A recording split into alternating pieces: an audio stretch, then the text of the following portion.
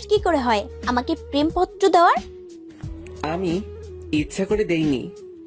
তোকে আর কিছু বলতে হবে না। তোদের মতো কিছু ছেলের জন্যই আজকে মেয়েরা সমাজে অবহেলিত। প্রথম দিন ভার্সিটিতে এসেই মেয়েদের প্রেমপত্র দেওয়া শুরু। জানি না সামনে আর কি করবি। তোকে দেখে তো মনে হয় একদম নিষ্পাপ বাচ্চা, কিন্তু তুই যে এমন একটা কাজ করবি তা তোকে দেখে কেউই বুঝতে পারবে না। আর শোন, কখনো কোনো মেয়ের সাথে এই রকম করবি না। মাথা নিচু করে দাঁড়িয়ে আছি। অনেক ছাত্রছাত্রী দাঁড়িয়ে আমাকে দেখছে। কোনো কিছু না করেও এইভাবে সবার সামনে অপমানিত হলাম। অবশ্য অপমানিত হওয়া আমার কাছে নতুন কিছু নয়। সেই ছোটবেলা থেকেই অপমানিত হয়ে আসছি। বাবা মা মারা গেছে তখন আমি অনেক ছোট।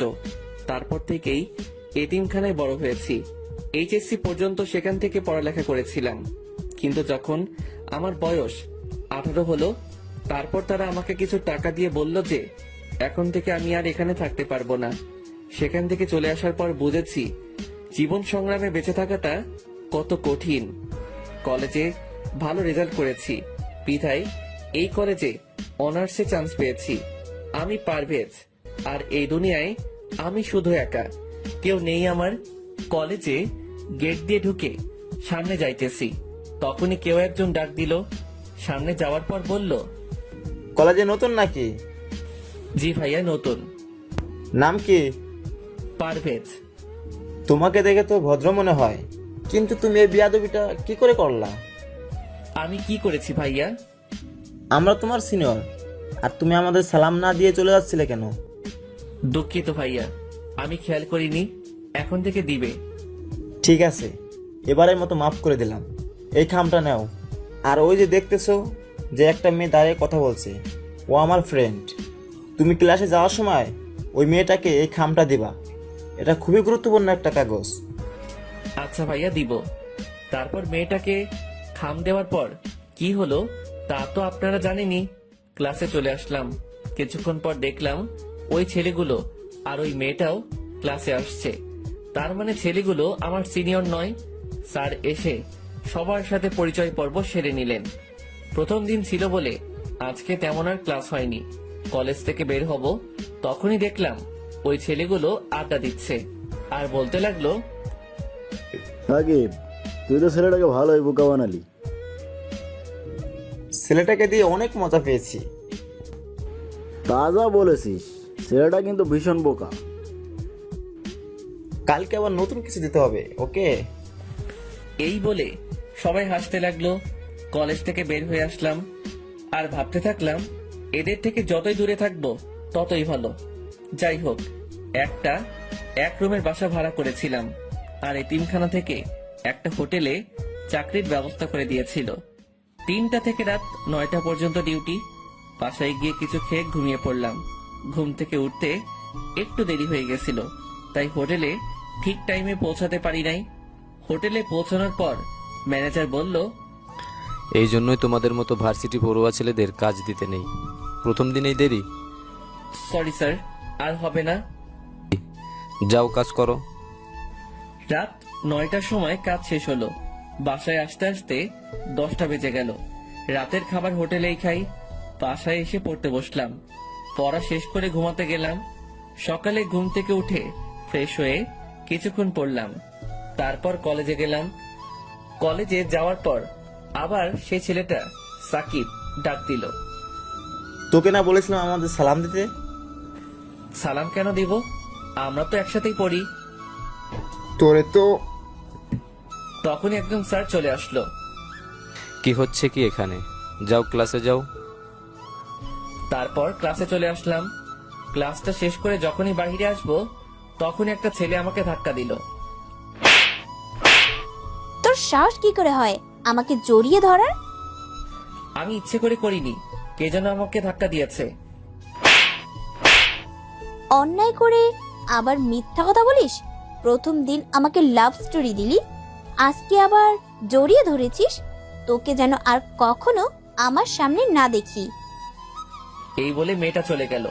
তখনই সাকিব বলল, কিরে, কেমন দিলাম? এখন থেকে সব সময় আমাকে সালাম দিবি।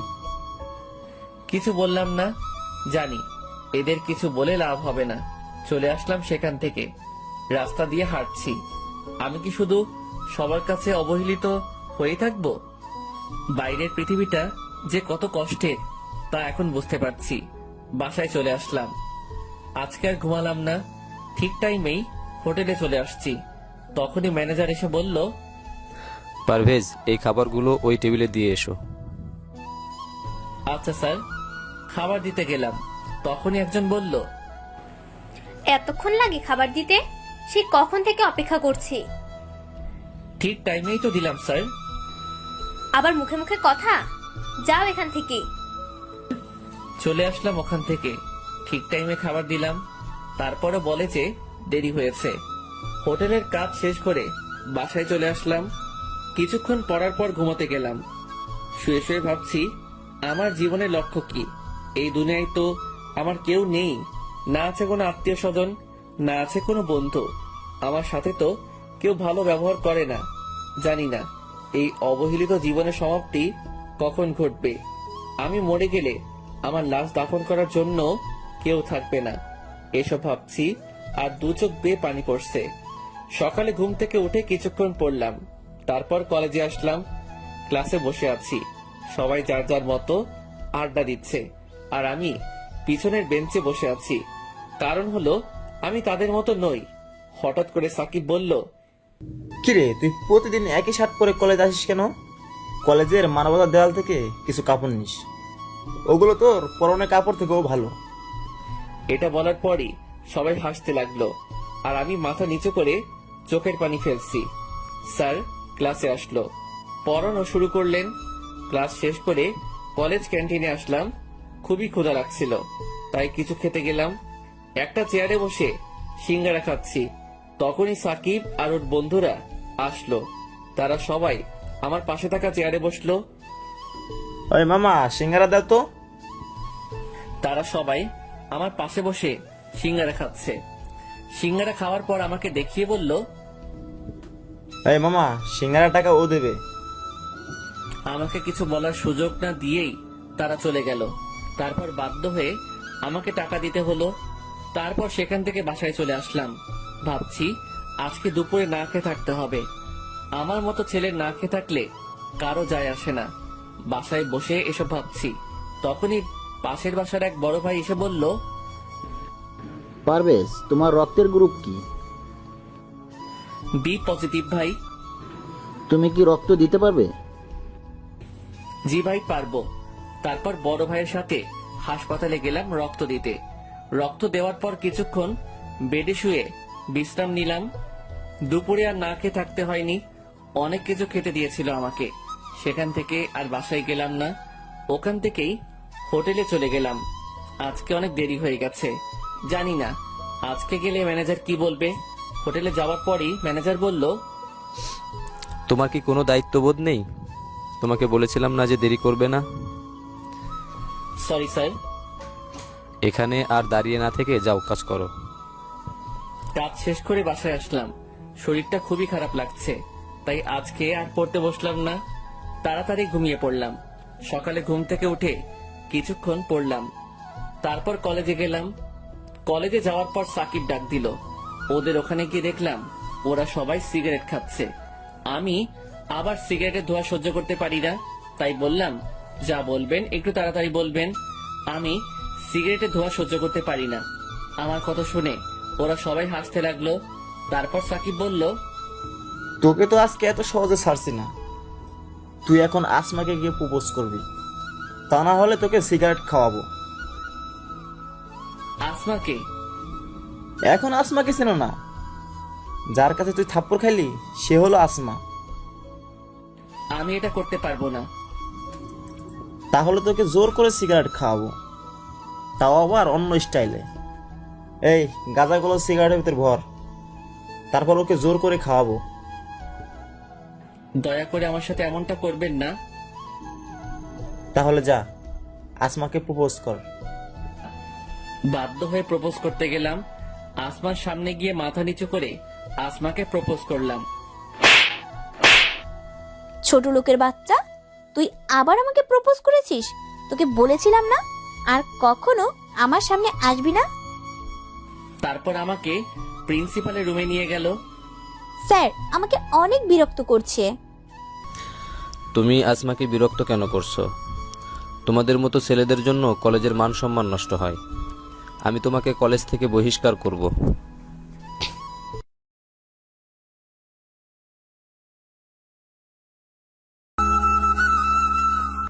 স্যার আমাকে অনেক বিরক্ত করছে। তুমি আসমাকে বিরক্ত কেন করছো? তোমাদের মতো ছেলেদের জন্য কলেজের মান সম্মান নষ্ট হয়। আমি তোমাকে কলেজ থেকে বহিষ্কার করব। আমি প্রিন্সিপালের পায়ে ধরে বলতে লাগলাম, স্যার দয়া করে আমাকে বহিষ্কার করবেন না, আমি আর কখনো এমনটা করব না। যদি আর কখনো তোমার নামে অভিযোগ আসে তাহলে তুমি আর কোনো সুযোগ পাবে না। যাও এখন। তারপর সেখান থেকে চলে আসলাম। ভাবছি আমার সাথেই কেন এমন হয়, আমি তো কারো কোনো ক্ষতি করি নাই, তারপরও তারা কেন আমার পিছনে পড়ে আছে। দোস্ত, ছেলেটার সাথে কিন্তু প্রতিদিন সেই মজা হয়। যা বলেছিস, কালকে আবার ওকে নতুনভাবে চাপ দেব। আসমাকে দিয়ে ওকে প্রতিদিন মার খাওয়াবো। এই বলে সবাই হাসতে লাগলো। এটা আবার আসমা শুনেছে। ওই ছেলেটার কোনো দোষ নেই, আর আমি শুধুই ওই ছেলেটাকে ভুল বুঝলাম। কালকে কলেজে আসলে সরি বলতে হবে। রাতে শুয়ে শুয়ে ভাবছি, কালকে কলেজে গেলে তো আবার সাকিব আমার সাথে ওই রকম করবে। মনে হয় না আর ওই কলেজে বেশি দিন থাকতে পারবো।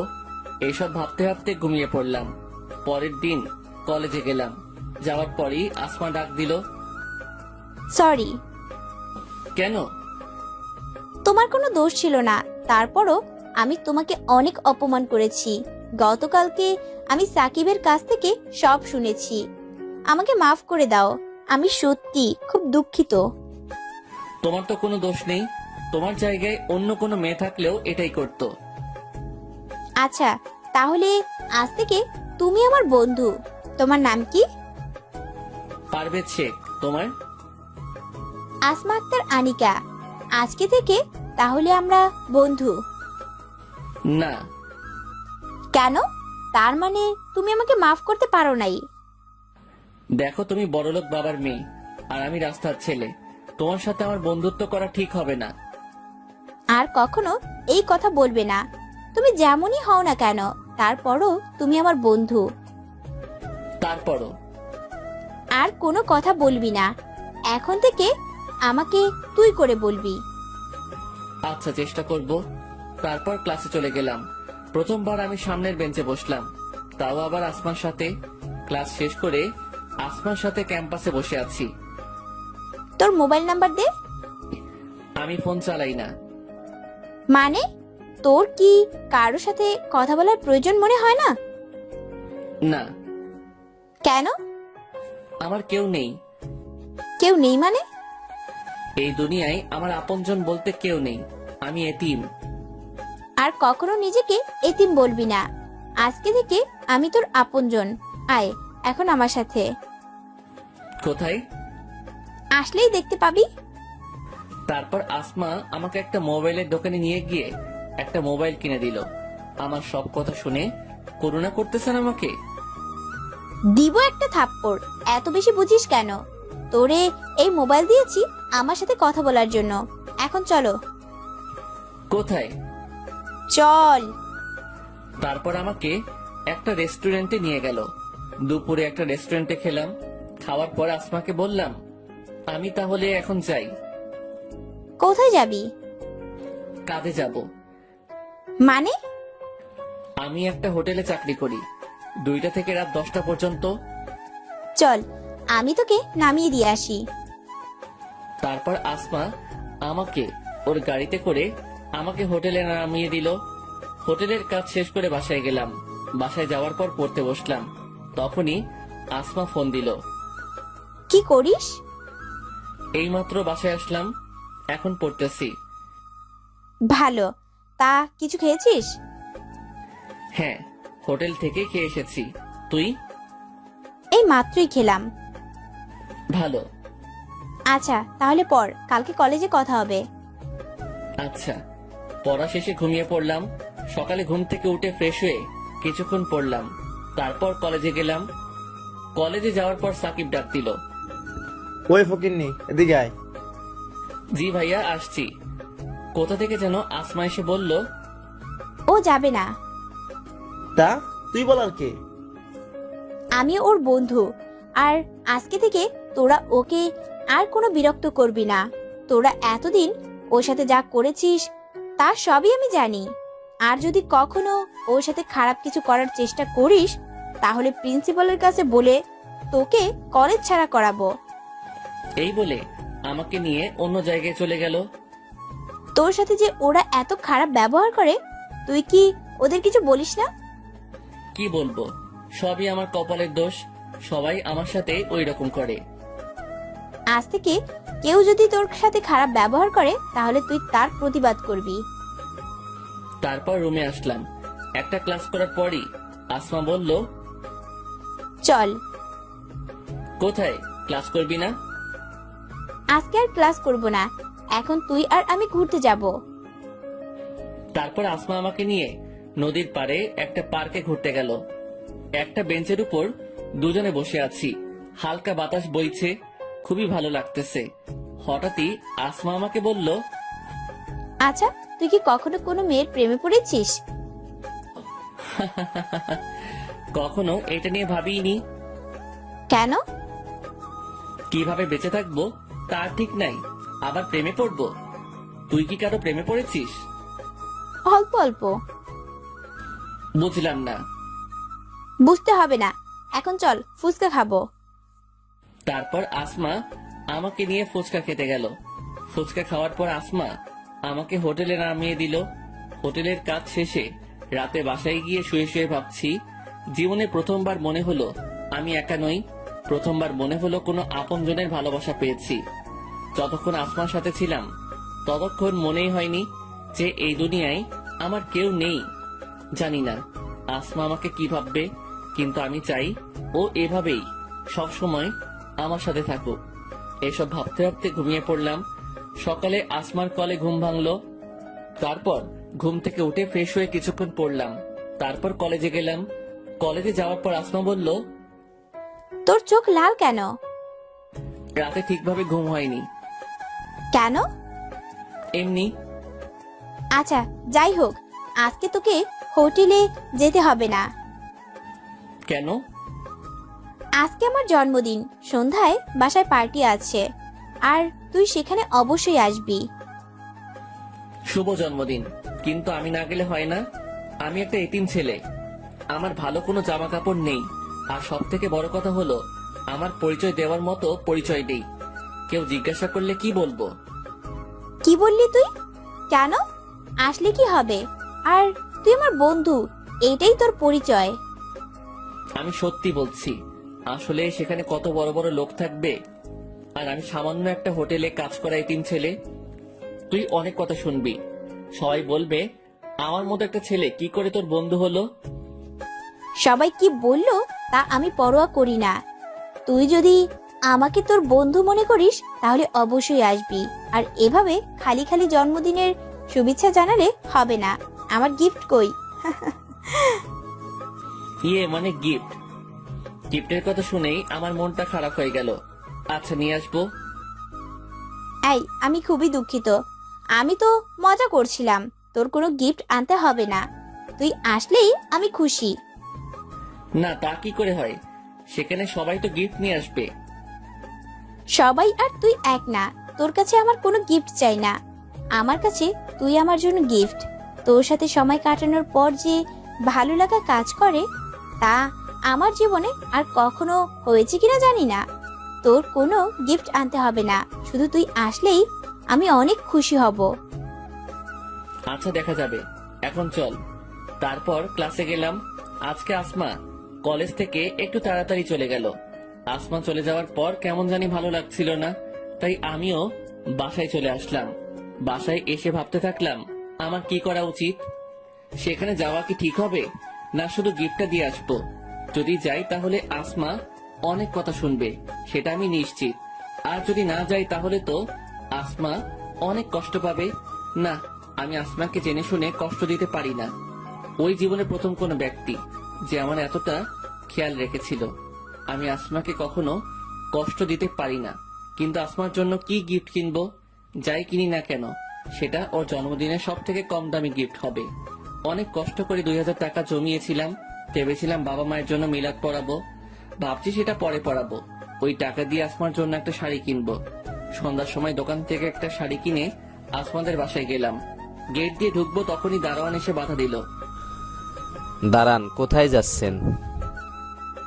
ভিতরে যাব। কে আপনি যে ভিতরে যাবেন? আমি আসমার বন্ধু। দারোয়ান আমার দিকে অনেকক্ষণ তাকিয়ে থেকে তারপর বলল, ফাইজলামি করেন? আপনি কিভাবে আসমা ম্যাডামের বন্ধু হতে পারেন? সরি পারভেজ, আপনি ওকে ঢুকতে দিলেন না কেন? দুঃখিত ম্যাডাম, আমি বুঝতে পারি নাই। তারপর আসমা আমাকে বাড়ির ভিতরে নিয়ে গেল।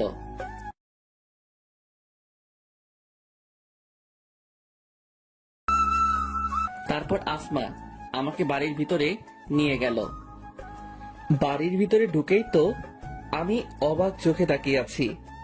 অনেক বড় বাড়ির ভিতরে নিয়ে আসলো আমাকে, আর পুরো বাড়ি অনেক সুন্দর করে সাজানো হয়েছে। এখানে যারা এসেছে তারা সবাই অনেক বড় লোক, আর আমাকে দেখে যে কেউই বুঝে যাবে আমি কি রকম ছেলে। সবাই আমার দিকে তাকাচ্ছে, কেমন জানি লাগছে আমার। এখানে না আসলেই বুঝি ভালো হতো, এসব ভাবতে থাকলাম। তারপর আসমা আমাকে নিয়ে কেক কাটতে গেল। প্রথমে ওর বাবা মা, তারপর আমাকে খাইয়ে দিল।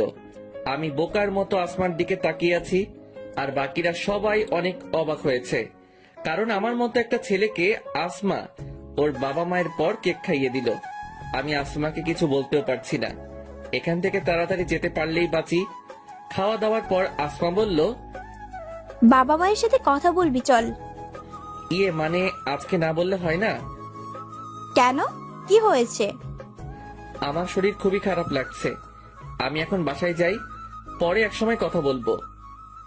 আচ্ছা যা, বাসায় গিয়ে ফোন দিস। এই প্যাকেটটা রাখো, কি আছে এতে? খোলার পরই দেখতে পারবি।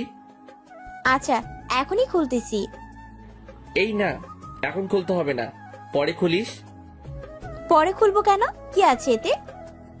সেটা পরে খুললেই দেখতে পারবি। আমি এখন যাই। তারপর সেখান থেকে বাসায় চলে আসলাম। বিছানায় শুয়ে শুয়ে ভাবছি, আসমা ওর বাবা মায়ের পরই আমাকে কেন কেক খাইয়ে দিল। আমি কল্পনাই করতে পারি নাই যে আসমা আমাকে তখন কেক খাইয়ে দিবে। সেখানে উপস্থিত সবাই অনেক অবাক হয়েছে।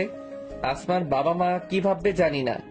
এত কিছু হওয়ার পরও কিভাবে তাদের সাথে কথা বলতাম, তাই তো দেখা না করেই চলে এসেছি। আসমাকে যত দেখছি ততই অবাক হচ্ছি।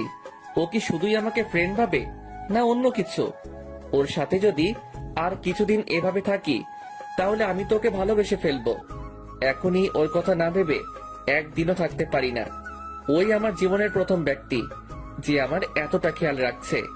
জীবনের প্রথমবার মনে হয়েছে কোনো আপনজনের ভালোবাসা পেয়েছি। জানি না ওকে ছাড়া কোনোদিনও থাকতে পারবো কিনা, কিন্তু ও তো আর সবসময় আমার সাথে থাকবে না। আমার মনে হয় ও আমাকে ভালোবাসে। তাহলে কি ওকে আমার মনের কথা বলে দিব? কিন্তু ও যদি আমাকে ভালো না বাসে তাহলে তো আমাকে ভুল বুঝবে। তার চেয়ে না বলাই থাক, শুধু বন্ধু হয়ে থাকি। সকালে ঘুম থেকে উঠে মোবাইলটা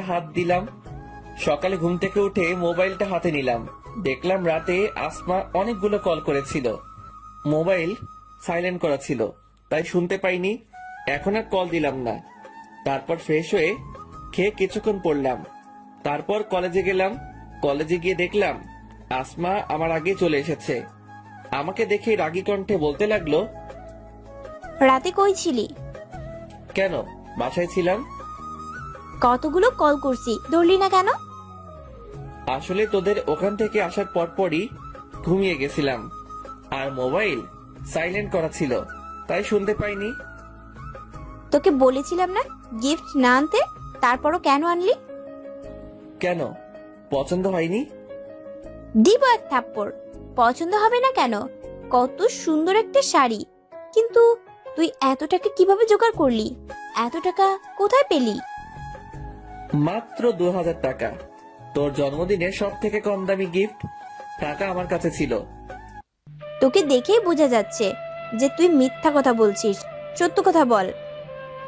আসলে একটু একটু করে ওই টাকাগুলো জমিয়েছিলাম। ভেবেছিলাম বাবা মায়ের নামে মিলাদ পড়াবো। এখন ভাবছি মিলাদ পরে পড়াবো। তার মানে ওই টাকা দিয়েই তুই আমার জন্য শাড়ি কিনেছিস? আসমার দু চোখ বেয়ে পানি পড়ছে, আর সাথে সাথেই আমাকে জড়িয়ে ধরে কাঁদতে কাঁদতে বলল, কেন তুই ওই টাকা দিয়ে শাড়ি কিনতে গেলি?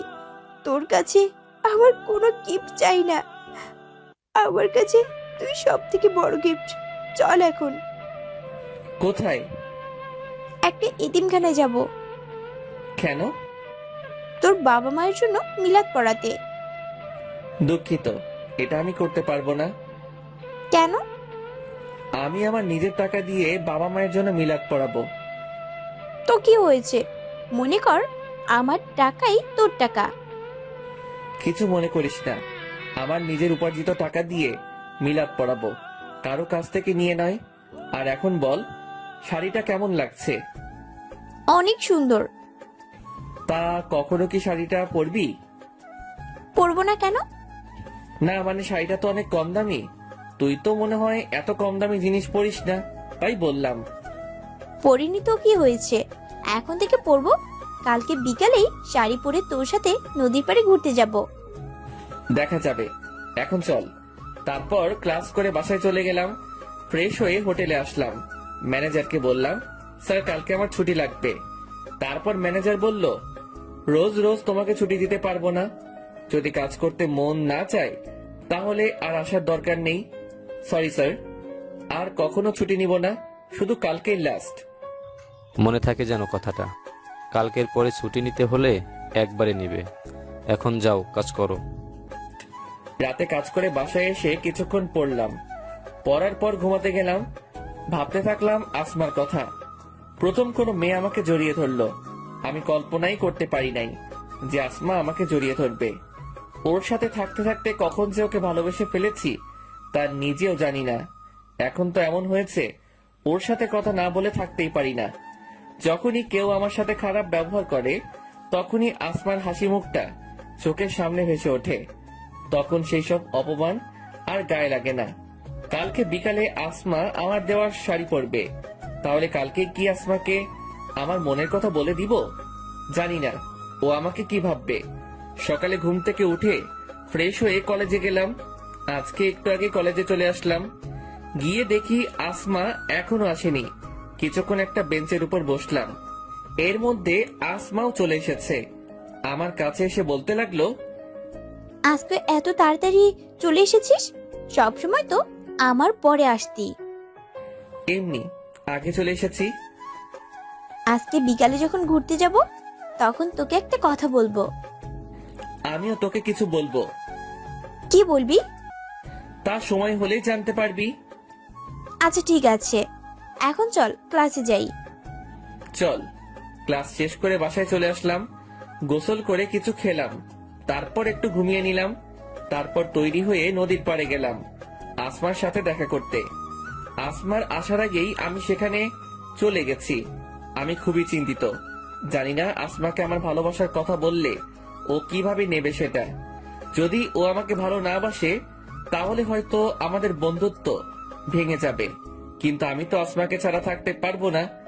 অনেক ভালোবেসে ফেলেছি ওকে। কিন্তু ও আমাকে কি কথা বলবে? ও কি আমায় ভালোবাসে? এসবই মাথায় ঘুরপাক খাচ্ছে। এর ভিতরে আসমা চলে এসেছে। আমার দেওয়া শাড়ি পরে এসেছে। খুবই সুন্দর লাগছে ওকে। ওর দিকে এক ধ্যানে তাকিয়ে থাকলাম। ও আমার কাছে এসে বলতে লাগলো, এভাবে তাকিয়ে কি দেখছিস? তোকে দেখছি। আমাকে আজকে নতুন দেখছিস মনে হয়? তা না, তোকে আজকে অনেক সুন্দর লাগছে। ভাবছি সত্যি কি এটা তুই না অন্য কেউ। আর শাড়িটা পরার জন্য ধন্যবাদ। তাকিয়ে থাকতে হবে না, আর ধন্যবাদও দিতে হবে না। এখন চল কিছুক্ষণ হাঁটি। তারপর আসমার সাথে হাঁটতে থাকলাম। আসমা কথা বলছে আর আমি নির্বাক শ্রোতার মতো ওর কথা শুনছি আর ওকে দেখছি। আজকে আসমাকে খুবই সুন্দর লাগছে। ভাবছি এখনই ওকে ভালোবাসার কথা বলবো, কিন্তু তার আগে আসমা বলল, চল ফুচকা খেয়ে আসি। চলো। আমাকে নিয়ে ফুচকা খেতে গেল। তারপর দুজনে মিলে ফুচকা খেলাম। ফুচকা খাওয়ার পর নদীর পাড়ের একটা বেঞ্চে দুজনে বসে আছি। আচ্ছা, তুই না আমাকে কিছু বলতে চাইছিলি? তুইও তো কিছু বলতে চাইছিলি। আগে তুই বল, তারপর আমি বলবো। না, আগে তোরটা বলবি। আচ্ছা, আমিই বলবো একটু পরে। দাঁড়া, একজনকে ফোন করে নেই। কোথায়? তাড়াতাড়ি এসো, আমরা সেই কখন থেকে বসে আছি। কার সাথে কথা বললি? আর কে আসবে? আসলেই দেখতে পাবি। আচ্ছা পারভেজ, মনে কর তুই একজনকে ভালোবাসিস কিন্তু বলতে পারছিস না, কিন্তু হঠাৎ করেই সে যদি তোকে প্রপোজ করে, তাহলে কি করবি? অবশ্যই রাজি হব। আমিও একজনকে ভালোবেসে ফেলেছি। তার মানে ও কি আমাকে ভালোবাসে? খুবই আগ্রহ নিয়ে ওকে জিজ্ঞেস করলাম, কাকে ভালোবাসিস তুই? বলবো একটু পরে, এখন ঝালমুড়ি খাবো দুজনে, আর তার ভিতরে ও চলে আসবে।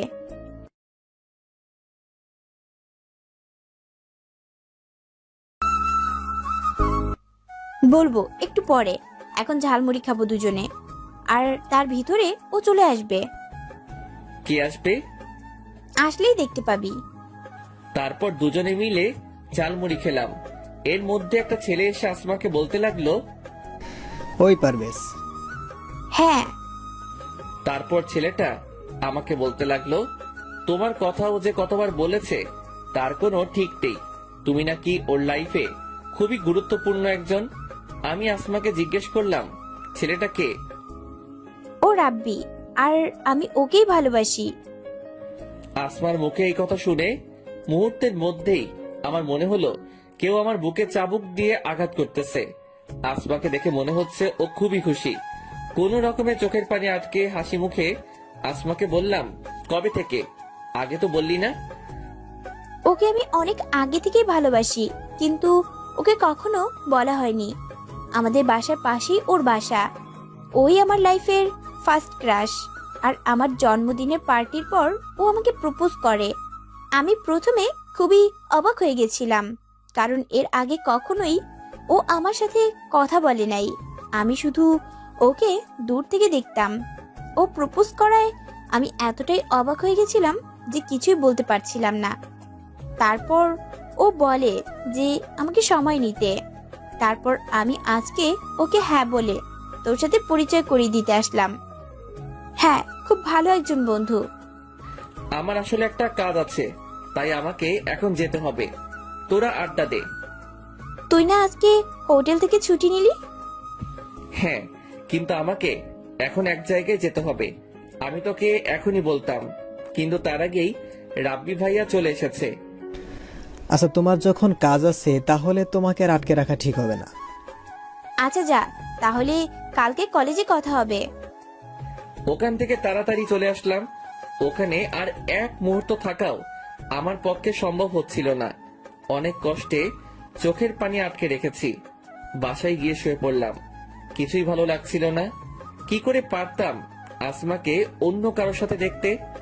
আমি ভেবেছিলাম ও হয়তো আমাকে ভালোবাসে, কিন্তু ও শুধুই আমাকে ওর একজন ভালো বন্ধু ভাবে। জানি না এরপর কিভাবে আসমার সাথে স্বাভাবিকভাবে কথা বলবো।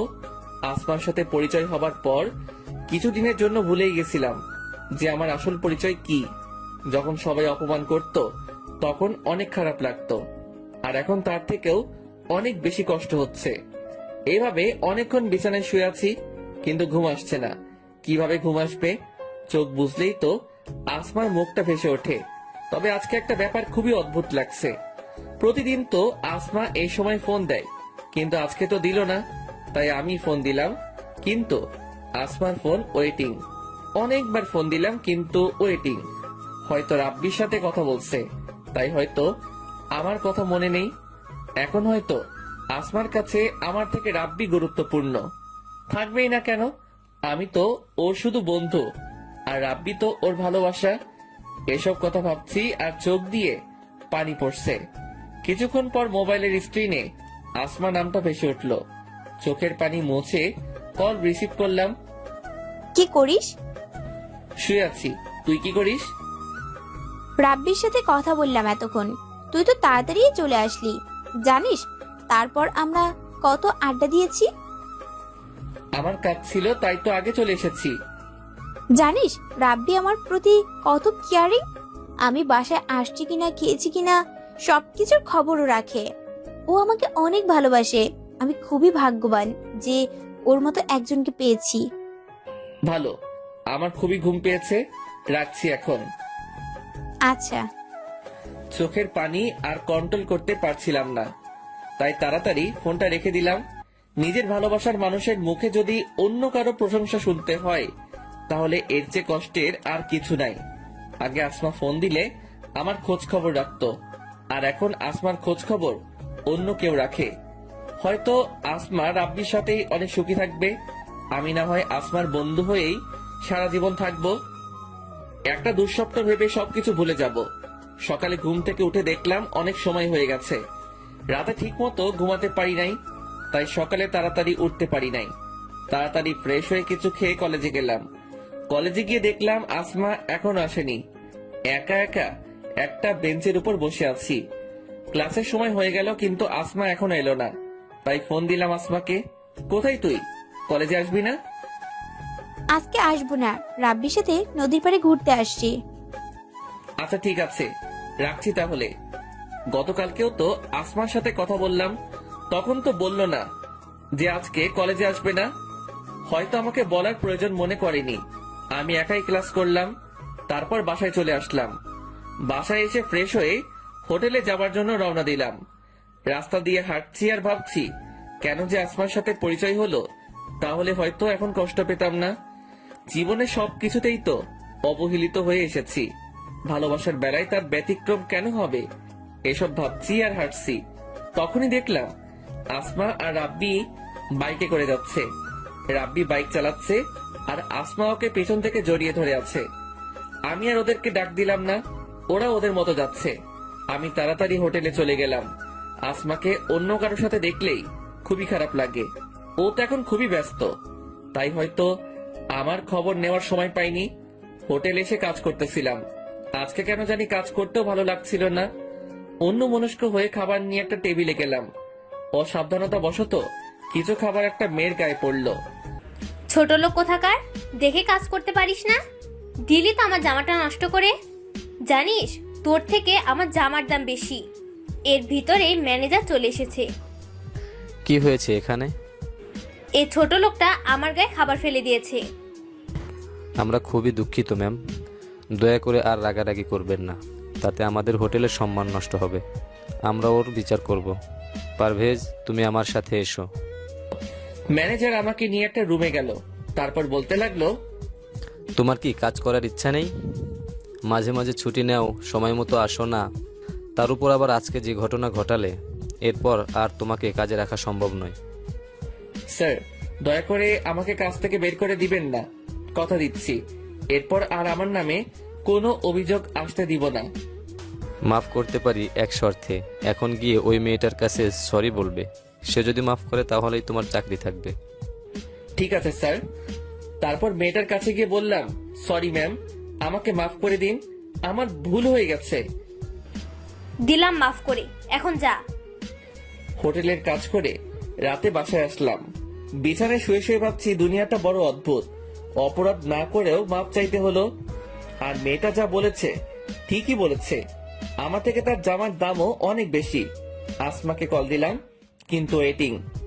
অনেকবার কল দিলাম কিন্তু ওয়েটিং। বিছানায় শুয়ে আছি, ভাবছি আসমা হয়তো কল দিবে, কিন্তু অনেক সময় হয়ে গেল কিন্তু কল দিল না। ওর কাছে কি আমি এতটাই মূল্যহীন যে একবার আমাকে কল দিতেও পারলো না? ওকে তো আর আমি ভালোবাসতে বলছি না, আমি তো শুধু ওর বন্ধু হয়েই থাকতে চাইছিলাম। এগুলো ভাবতে ভাবতে একটা সময় ঘুমিয়ে গেলাম। সকালে ঘুম থেকে উঠেই আগে ফোনটা হাতে নিলাম, কিন্তু যে আশায় হাতে নিয়েছিলাম তা পূরণ হয়নি। আসমা আমাকে একটিবারও কল করেনি, হয়তো ওর কাছে এখন রাব্বি সব। ফ্রেশ হয়ে কিছুক্ষণ পড়লাম, কিন্তু পড়ায় একদমই মন বসছিল না। তারপরও পড়ার চেষ্টা করলাম। পড়া শেষে কিছু খেয়ে কলেজে আসলাম। গিয়ে দেখি আসমা এখনো আসেনি, তাই একা একা একটা বেঞ্চের উপর বসে সময় কাটালাম। ক্লাস শুরু হওয়ার কিছুক্ষণ আগে আসমা আসলো। এত দেরি হলো কেন আজকে?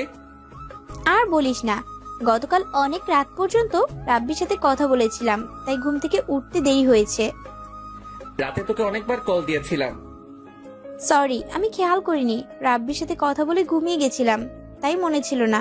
প্লিজ কিছু মনে করিস না। আরে না, মনে করার কি আছে? আচ্ছা, বিকালে তোর সাথে নদীর পাড়ে ঘুরতে যাব, ঠিক আছে? না, বিকালে যাওয়া যাবে না। হোটেল থেকে আমাকে ছুটি দিবে না। তাহলে কালকে কলেজ টাইমে যাব, ঠিক আছে? আচ্ছা। তারপর ক্লাস করে বাসায় চলে আসলাম। আজকে অনেক খুশি লাগছে, কারণ কালকে আসমার সাথে ঘুরতে যেতে পারবো। এত খুশি হয়ে কাজ নাই। এখন তাড়াতাড়ি রেডি হয়ে হোটেলে যেতে হবে। দেরি করলে চাকরি থাকবে না, আমাকে আর কোনো সুযোগও দিবে না। ঠিক সময়ে হোটেলে চলে আসলাম। তারপর নিজের কাজ করতে লাগলাম। আমাকে দেখে ম্যানেজার বলতে লাগলো, প্রতিদিন এভাবে ঠিক সময়ে আসবে আর ভালোভাবে কাজ করবে। জি স্যার। আজকে কাজ করেও কেন জানি অনেক আনন্দ পাচ্ছি। হয়তো আসমার জন্য, কারণ কালকে ওর সাথে নদীর পাড়ে ঘুরতে যাব। অনেকদিন পর আসমার সাথে আড্ডা দিব, ভাবতেই অনেক ভালো লাগছে। কাজ করে বাসায় চলে আসলাম। ফ্রেশ হয়ে কিছুক্ষণ পড়লাম। তারপর ভাবছি আসমাকে একটা ফোন দিব। যেই বাবা সেই কাজ, আসমাকে ফোন দিলাম, কিন্তু ফোন ওয়েটিং। অনেকবার ফোন দিলাম, তাও ওয়েটিং। তোর মুডটাই খারাপ হয়ে গেল। আরে, আমি এত চিন্তা করছি কেন? কালকে তো আসমার সাথে কথা হবেই, এই ভেবে ঘুমিয়ে পড়লাম। সকালে কলেজে গিয়ে দেখলাম আসমা এখনো আসেনি। আগে আসমা সব সময় আমার আগেই কলেজে আসতো। ইদানিং দেখছি আসমা কলেজে খুবই লেট করে আসে। হয়তো রাতে রাব্বির সাথে কথা বলে, তাই সকালে ঘুম থেকে উঠতে দেরি হয়। মন খারাপ করে একটা বেঞ্চের উপর বসে রইলাম। কিছুক্ষণ পর আসমা আসলো।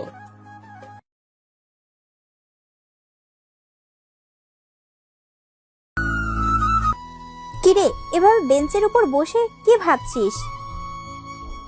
কিছু না, তোর জন্য অপেক্ষা করছি। সরি, আমার আসতে একটু দেরি হয়ে গেল। কোনো সমস্যা না। এখন চল নদীর পাড়ে যাই। চল। তারপর আমি আর আসমা নদীর পাড়ে ঘুরতে গেলাম। বেঞ্চের উপর বসে দুজনে কথা বলছি। হঠাৎ আসমা কার যেন ফোন দিয়ে আসতে বলল। কারে আসতে বললি? রাব্বিকে। মুহূর্তের মধ্যেই মনটা খারাপ হয়ে গেল। তার মানে আসমা আমার জন্য আসেনি, রাব্বির সাথে ঘুরতে এসেছে, আর আমাকে সাথে করে নিয়ে এসেছে। কিছুক্ষণ পর রাব্বি আসলো। রাব্বি আর আসমা কথা বলছে, আর আমি বোকার মতো বসে আছি। আমার খুবই খারাপ লাগতেছে।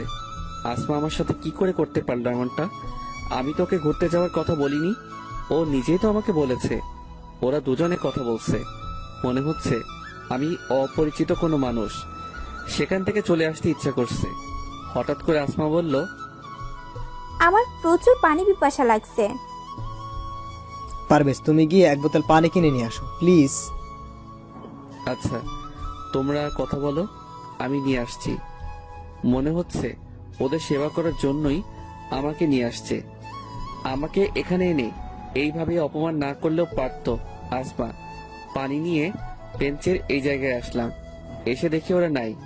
তারপর ওদের খুঁজতে লাগলাম। হঠাৎ দেখলাম ওরা অন্য এক জায়গায় বসে কথা বলছে। আমি পিছন দিকে ছিলাম, আর সেখানে অনেক গাছও ছিল, যার কারণে ওরা আমাকে দেখতে পায়নি। আমি ওদের কাছাকাছি আসতেই শুনতে পেলাম, আসমা তোমাকে কিছু বলতে চায়, জানি না তুমি কিভাবে নেবে। আমি কিছুই মনে করব না, তুমি বলো। পারভেজকে আমার মোটেই সুবিধার মনে হচ্ছে না। মানে কি বলছো তুমি? দেখো আসমা, একটা ছেলে আর একটা মেয়ে কখনো শুধু বন্ধু হয়ে থাকতে পারে না। শুধু আমিই না, সবাই বলবে এটা। তুমি পারভেজকে শুধু বন্ধু ভাবলেও আমার মনে হয় সে তোমাকে অন্য কিছু ভাবে। তুমি যখন ওই দিন পারভেজকে বলেছিলে যে তুমি আমাকে ভালোবাসো, তখন পারভেজকে দেখে মনে হয়েছিল ও একদমই খুশি হয়নি, আর তাই হয়তো ও কাজের বাহানা দিয়ে চলে গেছিল। দেখো, আমি পারভেজকে শুধুই আমার একজন ভালো বন্ধু মনে করি। আমি জানি সেটা, কিন্তু এখানে কথা হচ্ছে যে পারভেজ তোমাকে কি ভাবে। আর কোনো ফ্রেন্ডই চাইবে না তার প্রেমিকার কোনো ছেলে ফ্রেন্ড থাকুক। তুমি শুধু শুধুই পারভেজকে সন্দেহ করছো, আর ও তো আমাকে বলেনি যে ও আমাকে ভালোবাসে। তুমি শুধুই অযথা টেনশন করছো। দেখো আসমা, ও তোমার ভালো বন্ধু, তাই হয়তো এখন তুমি এই কথা বলছো। কালকে যখন ও আমার নামে তোমাকে বলবে যে আমি অন্য মেয়েকে নিয়ে ঘুরি, তখন তুমি সত্যিটা না জেনেই আমাকে সন্দেহ করবে। আর বেশিরভাগ সম্পর্কই এই জন্যই নষ্ট হয়। আর একজন মানুষের কাছে দুইজন সমান গুরুত্বপূর্ণ হতে পারে না। আর আমি চাই না যে তুমি পারভেজের সাথে কথা বলো। আর তোমার কাছে কে বেশি গুরুত্বপূর্ণ, আমি নাকি পারভেজ? এটা কেমন প্রশ্ন রাব্বি? তোমরা দুজনে আমার লাইফে সমান গুরুত্বপূর্ণ। তোমাকে আমি ভালোবাসি আর পারভেজ আমার বন্ধু। আর কোনো কারণ ছাড়া কিভাবে আমি পারভেজের সাথে সম্পর্ক নষ্ট করতে পারি? আচ্ছা, তোমার পারভেজের সাথে সম্পর্ক নষ্ট করতে হবে না। যদি কোনোদিন পারভেজ তোমাকে প্রপোজ করে তখন? আশা করি এমন দিন কখনো আসবে না। যদি এমনটা হয় তাহলে ওর সাথে আর কোনো সম্পর্ক থাকবে না। আচ্ছা, এখন এসব কথা বাদ দেই। আচ্ছা, তোমরা কথা বলো, আমি যাই। কেন? তুইও আমাদের সাথে থাক না, তোরা আড্ডা দে। যেতে হবে। আচ্ছা, যাও। তারপর আমি ওদের ওখান থেকে চলে আসলাম। আমি চাই না আমার জন্য ওদের সম্পর্কটা নষ্ট হোক, তাই ওদের আর বিরক্ত করলাম না। বাসায় এসে গোসল করলাম, তারপর কিছুক্ষণ শুয়ে থেকে হোটেলে গেলাম। আজকেও ঠিক সময় চলে আসলাম, তাই ম্যানেজারের আর বকা খেতে হলো না। কাজগুলো ঠিকভাবে করতে লাগলাম। রাতে বাসায় এসে শুয়ে শুয়ে ভাবছি, এখন থেকে আসমাকে ভুলে থাকার চেষ্টা করতে হবে। জানি ওকে ভুলে থাকা আমার পক্ষে খুবই কঠিন, কিন্তু এছাড়া আর কোনো পথ নেই। আমার ভালোবাসা কোনোদিনও সফল হবে না, বরং এভাবে চলতে থাকলে কোনোদিন জানি আসমাকে প্রপোজ করে বসি। তখন হয়তো ও আমাকে অনেক খারাপ ভাববে আর বন্ধুত্বটাও নষ্ট করে দিবে। তাই এখন থেকে কলেজে যতটা সম্ভব ওর সাথে কম কথা বলতে হবে, তাহলে হয়তো ওর মায়ায় পড়বো না। রাতে আর আসমাকে ফোন দিলাম না। সকালে ঘুম থেকে উঠে ফ্রেশ হয়ে কলেজে গেলাম। ক্লাস শুরু হওয়া মাত্র কিছুক্ষণ আগে গেলাম, গিয়ে দেখি আমার আগেই আসমা চলে এসেছে। ক্লাসের সময় হয়ে গেছে, তাই আর আসমার সাথে তেমন কথা হয় নাই। তারপর ক্লাস করে ওর সাথে কিছুক্ষণ আড্ডা দিয়ে বাসায় চলে আসলাম। আগের তুলনায় অনেক কম কথা বললাম। বাসায় এসে ফ্রেশ হয়ে কিছুক্ষণ রেস্ট নিলাম, তারপর হোটেলে গেলাম। কাজ করতে করতে হঠাৎ একটা টেবিলের দিকে তাকিয়ে অবাক হয়ে গেলাম, কারণ সেখানে রাব্বি ছিল আর ওর পাশে একটা মেয়ে বসা ছিল। তারপর একটু আড়ালে গিয়ে ওদের কথা শুনতে লাগলাম। বাবু, তুমি এখন আর আমার সাথে আগের মতো কথা বলো না কেন? আসলে বাবু, ইদানিং একটু ব্যস্ত ছিলাম তো, তাই এখন থেকে তোমাকে অনেক সময় দেব। রাগ করো না বাবু, আমি তোমাকে অনেক ভালোবাসি। আমি জানি আমার বাবুটা আমাকে অনেক ভালোবাসে। ওদের কথা শুনে তো আমি অবাক হয়ে গেছি। তার মানে রাব্বি আসমাকে ধোকা দিচ্ছে আর ও একটা প্লে বয়। না জানি আরো কত মেয়ের সাথে সম্পর্ক আছে ওর। কাজ শেষ করে বাসায় এসে শুয়ে শুয়ে ভাবছি, আসমাকে যদি রাব্বির কথা বলি তাহলে হয়তো ও বিশ্বাস করবে না, কারণ ওই দিন রাব্বি ওকে পার্কে যেভাবে বলেছে তার জন্য হয়তো আমাকে ভুলও বুঝতে পারে। কিন্তু এটা যদি না বলি তাহলে হয়তো পরবর্তীতে ওর অনেক ক্ষতিও হতে পারে। আর যা বুঝলাম, রাব্বি মোটেও ভালো না। না ও আমাকে ভুল বুঝলেও আমাকে এই কথাটা ওকে বলতেই হবে, নয়তো ওর অনেক ক্ষতি হবে। আর আমি চাই না আসমার কোনো ক্ষতি হোক। পরের দিন কলেজে গিয়ে আসমার আসার অপেক্ষা করতে লাগলাম। কিছুক্ষণ পর আসমা আসলো। আসমা, আমি তোকে কিছু বলতে চাই, জানি না তুই কি মনে করবি। আমি কিছুই মনে করব না, তুই বল। তারপর আমি ওদের সব কথা শুনলাম। পারভেজ, তোর সাহস কি করে হয় রাব্বির সম্পর্কে এসব কথা বলার? তোকে আমি আমার একজন ভালো বন্ধু মনে করতাম, কিন্তু তোর চিন্তা ভাবনা যে এতটা খারাপ তা আগে জানা ছিল না।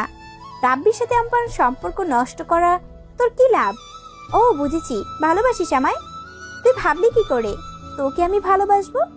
তোকে শুধু আমার একজন ভালো বন্ধু মনে করতাম, কিন্তু আজকের পর থেকে আমি ভুলে যাব যে আমার তোর মতো কোনো বন্ধু ছিল। তুই আর কখনো আমার সাথে কথা বলবি না। ওই দিন পার্কে রাব্বি ঠিকই বলেছিল, কিন্তু আমি ওর কথা বিশ্বাস করিনি। যা আমার সামনে থেকে। চোখের পানি মুছে সেখান থেকে চলে আসলাম। আসমা রাব্বির ভালোবাসায় অন্ধ হয়ে গেছে, তাই ওর আমার কথা বিশ্বাস হচ্ছে না। কিন্তু ও যে আমাকে কলেজে সবার সামনে থাপ্পড় মারবে তা আমি কল্পনাও করিনি। কিন্তু আমি আসমাকে কি করে বিশ্বাস করাবো যে আমি যা বলেছি সব সত্যি? আমি জেনে শুনে কিভাবে আসমার ক্ষতি হতে দিতে পারি? ও আমাকে ভালো না বাসলেও আমি তো বাসি। তারপর সেখান থেকে ক্লাসে চলে গেলাম। আসমার সাথে পরিচয় হওয়ার পর এই প্রথমবার ও আমার সাথে একই বেঞ্চে বসে নাই। আমি আগে থেকে সামনের বেঞ্চে বসেছিলাম। ভেবেছিলাম হয়তো তখন রাগের মাথায় অনেক কিছু বলে ফেলেছে, এখন ঠিকই আমার পাশে বসবে। কিন্তু আমার ধারণা ভুল প্রমাণ করে দিয়ে ও আমার পিছনের বেঞ্চে বসলো। অনেক কষ্টে ক্লাস করলাম। ক্লাস শেষ হবার পর আসমা আমাকে রেখেই একা চলে গেছে। আসমার এই অবহেলায় খুবই কষ্ট হচ্ছে। আমি কলেজ থেকে বাসায় চলে আসলাম। ফ্রেশ হয়ে কিছুক্ষণ রেস্ট করলাম, তারপর হোটেলে চলে আসলাম। পারভেজ আমার সাথে এমনটা করবে কখনো কল্পনাও করিনি। শেষ পর্যন্ত রাব্বির কথাই সত্যি হলো। সেদিন যদি ওর কথা বিশ্বাস করতাম তাহলে আজকে এই দিনটা দেখতে হতো না। পারভেজের চিন্তা ভাবনা এতটা খারাপ তা আগে বুঝতে পারি নাই। বিকেলে রাব্বির সাথে নদীর পাড়ে ঘুরতে গেলাম। কি ব্যাপার আসমা, তোমার মন কি খারাপ? কখনো ভাবতেই পারি নাই যে আমার জীবনে এরকম ঘটনা ঘটবে। কি হয়েছে? পারভেজ যে এতটা খারাপ তা আগে জানা ছিল না। ওকে আমি আমার একজন ভালো বন্ধু মনে করতাম।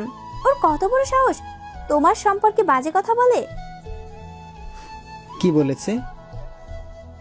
তোমাকে নাকি ও কোন মেয়ের সাথে দেখেছে, তোমরা নাকি একে অপরকে ভালোবাসো।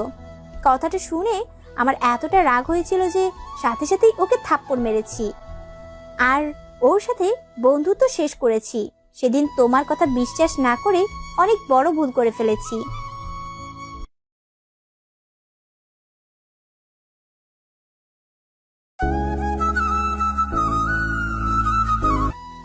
তোমাকে নাকি ও কোন মেয়ের সাথে দেখেছে, তোমরা নাকি একে অপরকে ভালোবাসো।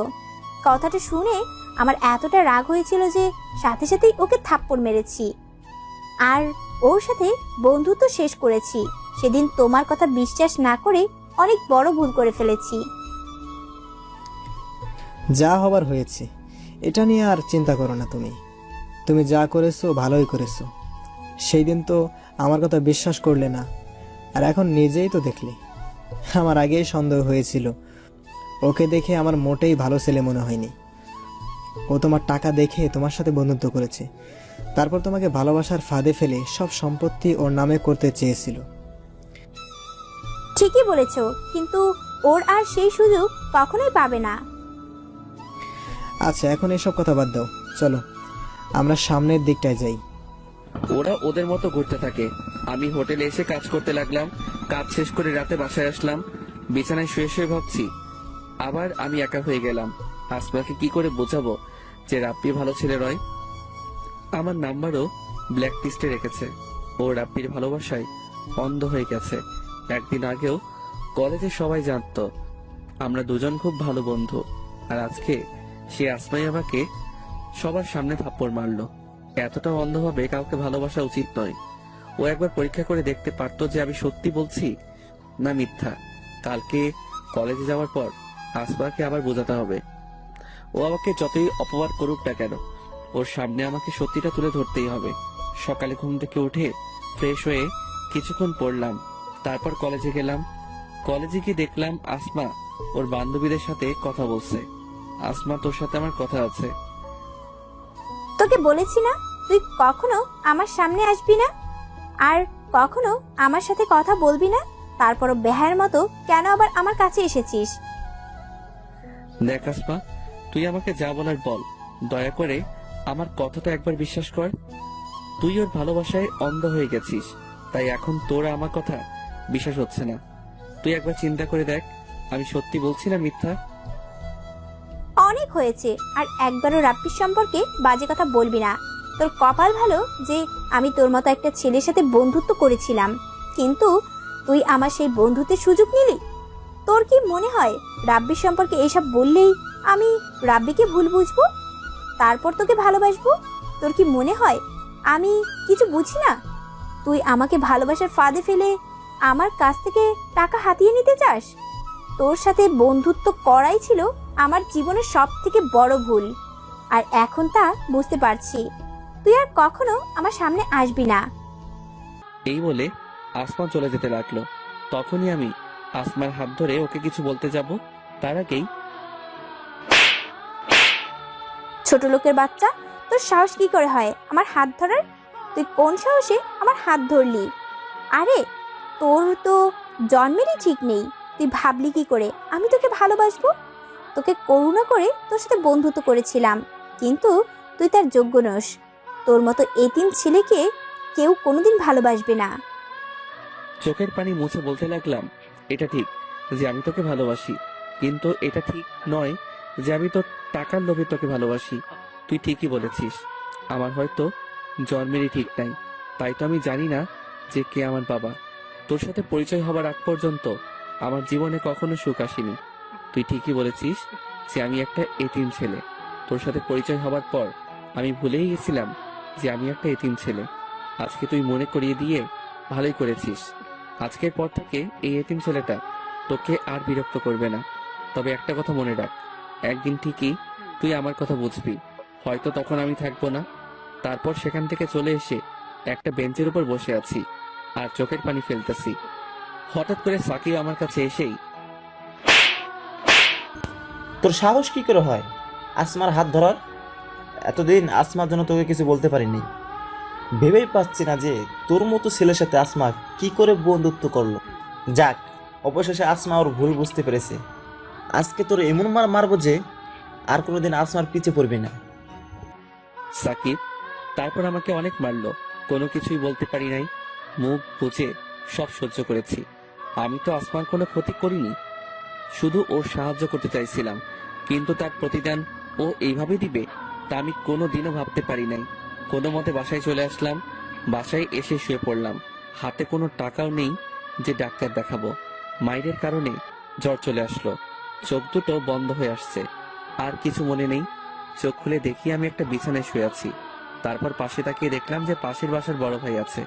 আমি চোখ খুলছি দেখে বলতে লাগলো, তোর জ্ঞান ফিরেছে, আমি ডাক্তারকে নিয়ে আসি।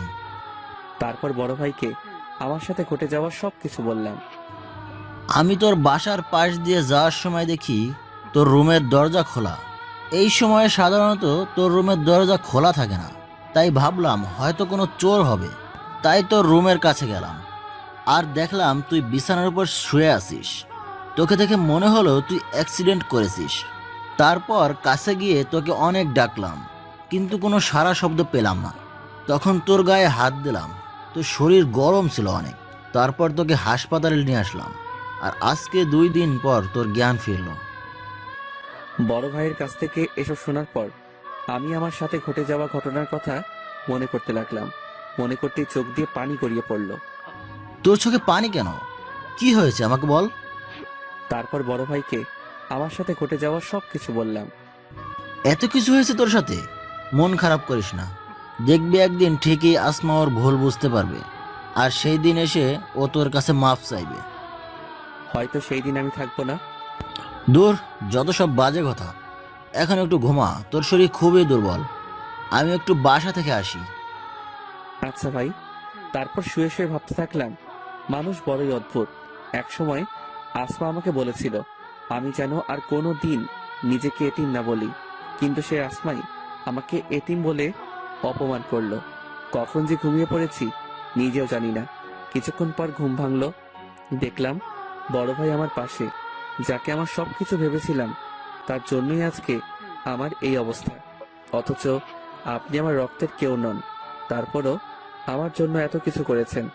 জানি না আপনার এই ঋণ আমি কিভাবে শোধ করব। অনেক বেশি কথা বলিস তুই। তোকে বলেছি ঋণ শোধ করতে? তুই না আমি। আমি তোর ঋণ কিভাবে শোধ করবো জানি না। মানে? তুই ওই দিন যদি আমার বোনকে রক্ত না দিতি তাহলে হয়তো তাকে বাঁচানো যেত না। তাছাড়া তোর মতো ছেলে আমি খুব কমই দেখেছি। তোর জায়গায় যদি অন্য কোনো ছেলে থাকতো তাহলে হয়তো খারাপ পথে যেত, কিন্তু তুই ঠিক তার উল্টো। আমার বিশ্বাস একদিন তুই অনেক বড় হবি। 2 দিন হাসপাতালে থাকার পর আজকে রিলিজ দিল। এই 2 দিন বড় ভাই প্রায় সব সময়ই আমার পাশে ছিল। হাসপাতাল থেকে রিলিজ পেয়ে বাসায় চলে আসলাম। এখন অনেকটাই সুস্থ। বাসায় আসার পর রেস্ট নিয়ে হোটেলে গেলাম। অনেক দিন হোটেলে যাই না, জানি না ম্যানেজার কি বলবে। হোটেলে যাওয়ার পর আমাকে দেখেই ম্যানেজার বলল, তুমি এখানে কেন? স্যার আমি খুবই দুঃখিত এতদিন না আসার জন্য। আসলে আর কিছু বলতে হবে না। আমি কি তোমার কাছে কিছু জানতে চেয়েছি? এতদিন আসো নাই ভালো কথা, আর আসতেও হবে না। এই নাও তোমার পাওনা টাকা, আর এখান থেকে বিদায় হও। স্যার দয়া করে আমার সাথে এমনটা করবেন না। এই চাকরিটা আমার খুব প্রয়োজন। দয়া করে আমাকে চাকরি থেকে বহিষ্কার করবেন না। আপনি আমার কথাটা একবার শুনুন, তারপর যা সিদ্ধান্ত নেবেন। তোমার কোনো কথা আমি শুনতে চাই না। তুমি যদি আর এক মুহূর্তেও এখানে দাঁড়াও, তাহলে আমি দারোয়ান ডাকতে বাধ্য হব। না স্যার, তার আর দরকার হবে না, আমি চলে যাচ্ছি। তারপর সেখান থেকে চলে আসলাম। রাস্তা দিয়ে হাঁটছি আর ভাবছি, অবহেলিত জীবনটা এত কম সময়ে ইতি ঘটাবে তা ভাবতে পারিনি। জীবন সংগ্রামে বাঁচতে অনেক যুদ্ধ করেছি। আমি যত উপরে উঠছি, মানুষ আমাকে তত নিচের দিকে টেনে নিচ্ছে। জীবনে কখনো কারো ভালোবাসা পাইনি। প্রথমবার কেউ একজন আমার সঙ্গ দিয়েছিল, কিন্তু শেষ পর্যন্ত সেও আমাকে ছেড়ে চলে গেছে। আসমা ঠিকই বলেছে, আমার হয়তো জন্মেরই ঠিক নেই, তাই তো জানিও না কে আমার বাবা মা। আজকে যদি এই রাস্তায় আমার মৃত্যু হয়, তাহলে হয়তো আমার লাশটাও দাফন হবে না। এই দুনিয়া বড়ই অদ্ভুত। যে যুদ্ধ করতে চায় তাকে আরো যুদ্ধ করতে হয়। তবে একটা ইচ্ছা মনে হয় অপূর্ণই থেকে যাবে। যদি আমার পরিচয়টা একবার জানতে পারতাম, তাহলে আর কোনো কষ্ট থাকতো না। তাহলে কেউ আর বলতে পারতো না যে আমার জন্মের ঠিক নেই। শেষবারের মতো এই পৃথিবীটাকে দেখে নিচ্ছে। আত্মহত্যা করতে যাব, তখনই শুনতে পেলাম, এই আপনাকে বলেছি না আর বিরক্ত করবেন না। বারবার এসে একই কথা কেন জিজ্ঞেস করেন? বারবার জিজ্ঞেস করলে কি জামাটার দাম কমে যাবে? যেটা কিনতে পারবেন না সেটা নিয়ে পড়ে আছেন কেন? কোথা থেকে যে আসে এইসব রাস্তার মহিলা? আমি পাশে দোকানের দিকে তাকিয়ে দেখলাম দোকানদার একটা মহিলাকে এই কথাগুলো বলছে। আমি দোকানদারকে গিয়ে জিজ্ঞেস করলাম, কি হয়েছে?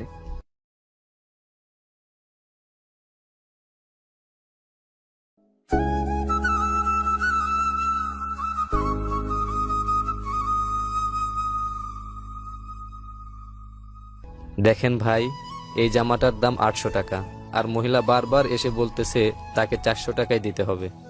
আপনিই বলেন ভাই, 800 টাকার জামা 400 টাকায় কিভাবে দিব?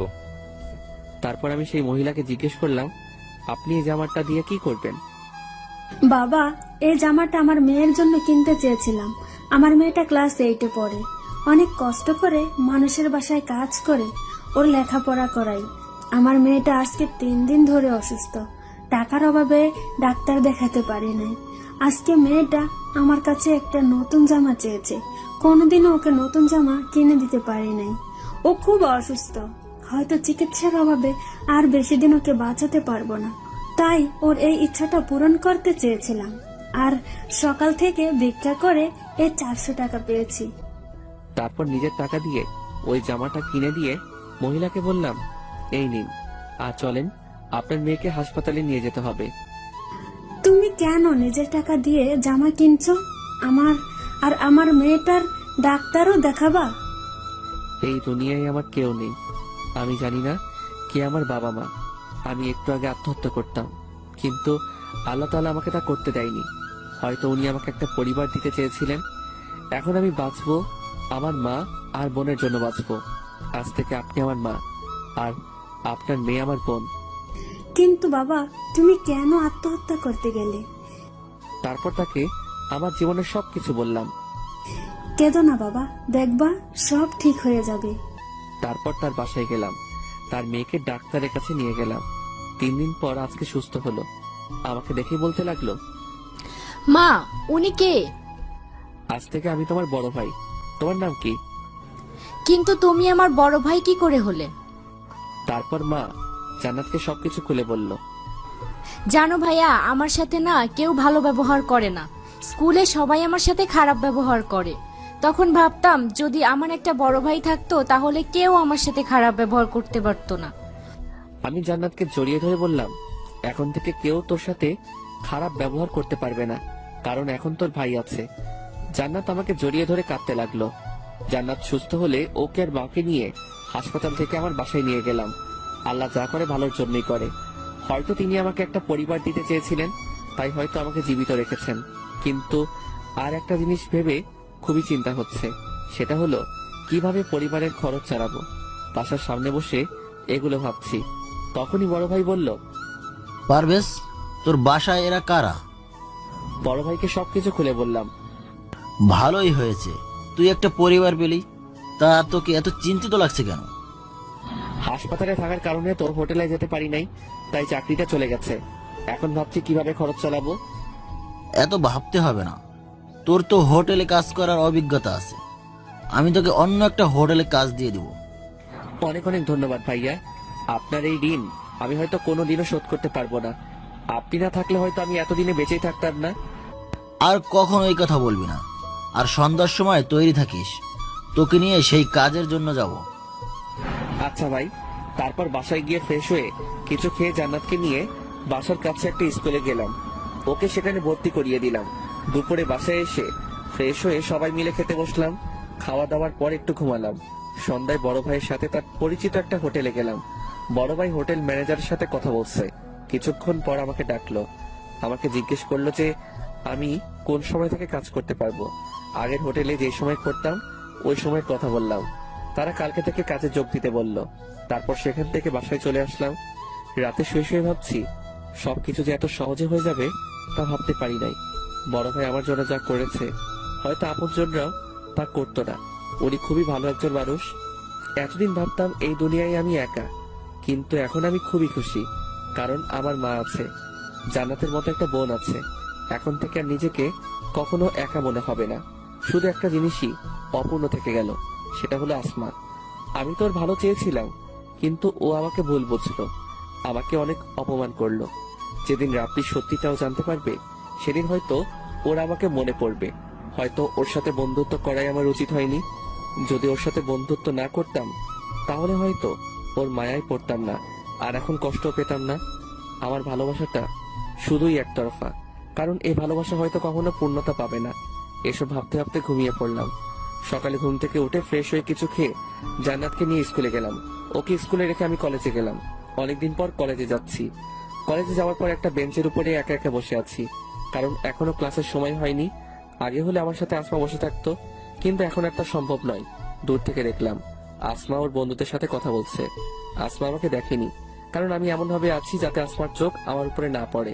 ও আমাকে বলেছিল আমার মুখ যাতে ওর দেখতে না হয়, তাই যতটা সম্ভব ওর থেকে দূরে থাকতে হবে। একটু আগে ভুলবশত ওর দিকে চোখ পড়েছে, না আর কখনো বেহাইয়ের মতো ওর দিকে তাকানো যাবে না। এসব ভাবছি তখন তুই লুকিয়ে লুকিয়ে আসমাকে কেন দেখছিস? পিছনে তাকিয়ে দেখলাম সাকিব আমাকে বলছে। আমি ইচ্ছে করে তাকাইনি। তো বড় সাহস, কলেজে ক্যাম্পাসে হাতে সিগারেট নিয়ে ঘুরে। মিম, তুই এসব ফালতু ছেলের কথা বাদ দে তো। ওর মতো ছেলেরা এছাড়া আর কি বা করতে পারে? তা ঠিক বলেছিস, ওকে দেখে অনেক ভদ্র ছেলে মনে হইলেও ও একটা ফালতু ছেলে। তুই এরকম একটা ছেলের সাথে কি করে যে এতদিন বন্ধুত্ব করলি, আমি তাই ভেবেই পাচ্ছি না। আগে কি করেছি তা নিয়ে ভাবলে চলবে না, সামনে কি করব তা নিয়ে ভাবতে হবে। তুই ওর কথা বাদ দে তো, অন্য কিছু বল। আচ্ছা বাদ দিলাম, এখন বল রাপি ভাইয়ের সাথে তোর রিলেশন কেমন চলছে? ভালোই চলছে। সে হলো মহাব্যস্ত মানুষ, তাই আজকাল আমাকে তেমন সময় দিতে পারে না। দেখিস পাখি যেন আবার খাঁচা ছেড়ে চলে না যায়। ধুর, কি যে বলিস না তুই। আরে মজা করলাম, রাব্বি ভাইয়া আর যাই হোক পারভেজের মতো না। কোথায় ওই ফালতু ছেলেটা আর কোথায় রাব্বি? কার সাথে যে তুই কার তুলনা করিস? আচ্ছা বাদ দে, চল এখন ক্লাসে যাই। চল। আসমা আর ওর বান্ধবীরা ক্লাসে চলে গেল। আমিও ক্লাসে এসে সবার পিছনের বেঞ্চে বসে পড়লাম। আমার সাথে যখন বন্ধুত্ব ছিল তখন ওর সাথেই সামনের বেঞ্চে বসতাম। তখন কেউই আমার সাথে খারাপ ব্যবহার করতো না। আর এখন আসমার সাথে বন্ধুত্বও নাই, আর সবার ভালো ব্যবহারও শেষ। সামনের বেঞ্চে আমার জায়গা হয় না, তাই পিছনের বেঞ্চে বসতে হয়। ক্লাস শেষ করে জান্নাতকে ওর স্কুল থেকে নিয়ে বাসায় চলে গেলাম। ফ্রেশ হয়ে কিছু খেয়ে রেস্ট নিলাম, তারপর হোটেলে গেলাম। নতুন হোটেলের ম্যানেজার অনেক ভালো, তিনি আমাকে অনেক ভালো জানেন। আর এখানে কাজ করেও অনেক আনন্দ পাচ্ছি, যা আগের হোটেলে পেতাম না। আসমা রাব্বিকে ফোন দিল, কিন্তু ফোন ব্যস্ত। তোর কিছুই ভালো লাগছে না। এই রাব্বিটা না মনে হয় সারা দিনই ব্যস্ত থাকে। এখন একবার ফোন দিয়ে দেখি। কেমন আছো বাবু? ভালো না। কেন, কি হয়েছে?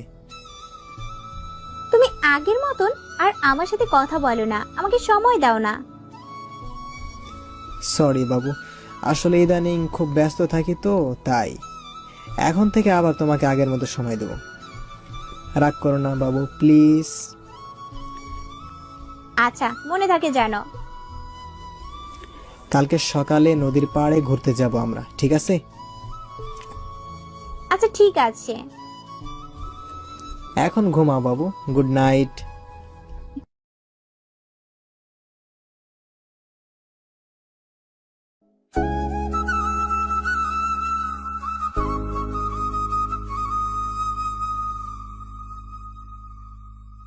Good night.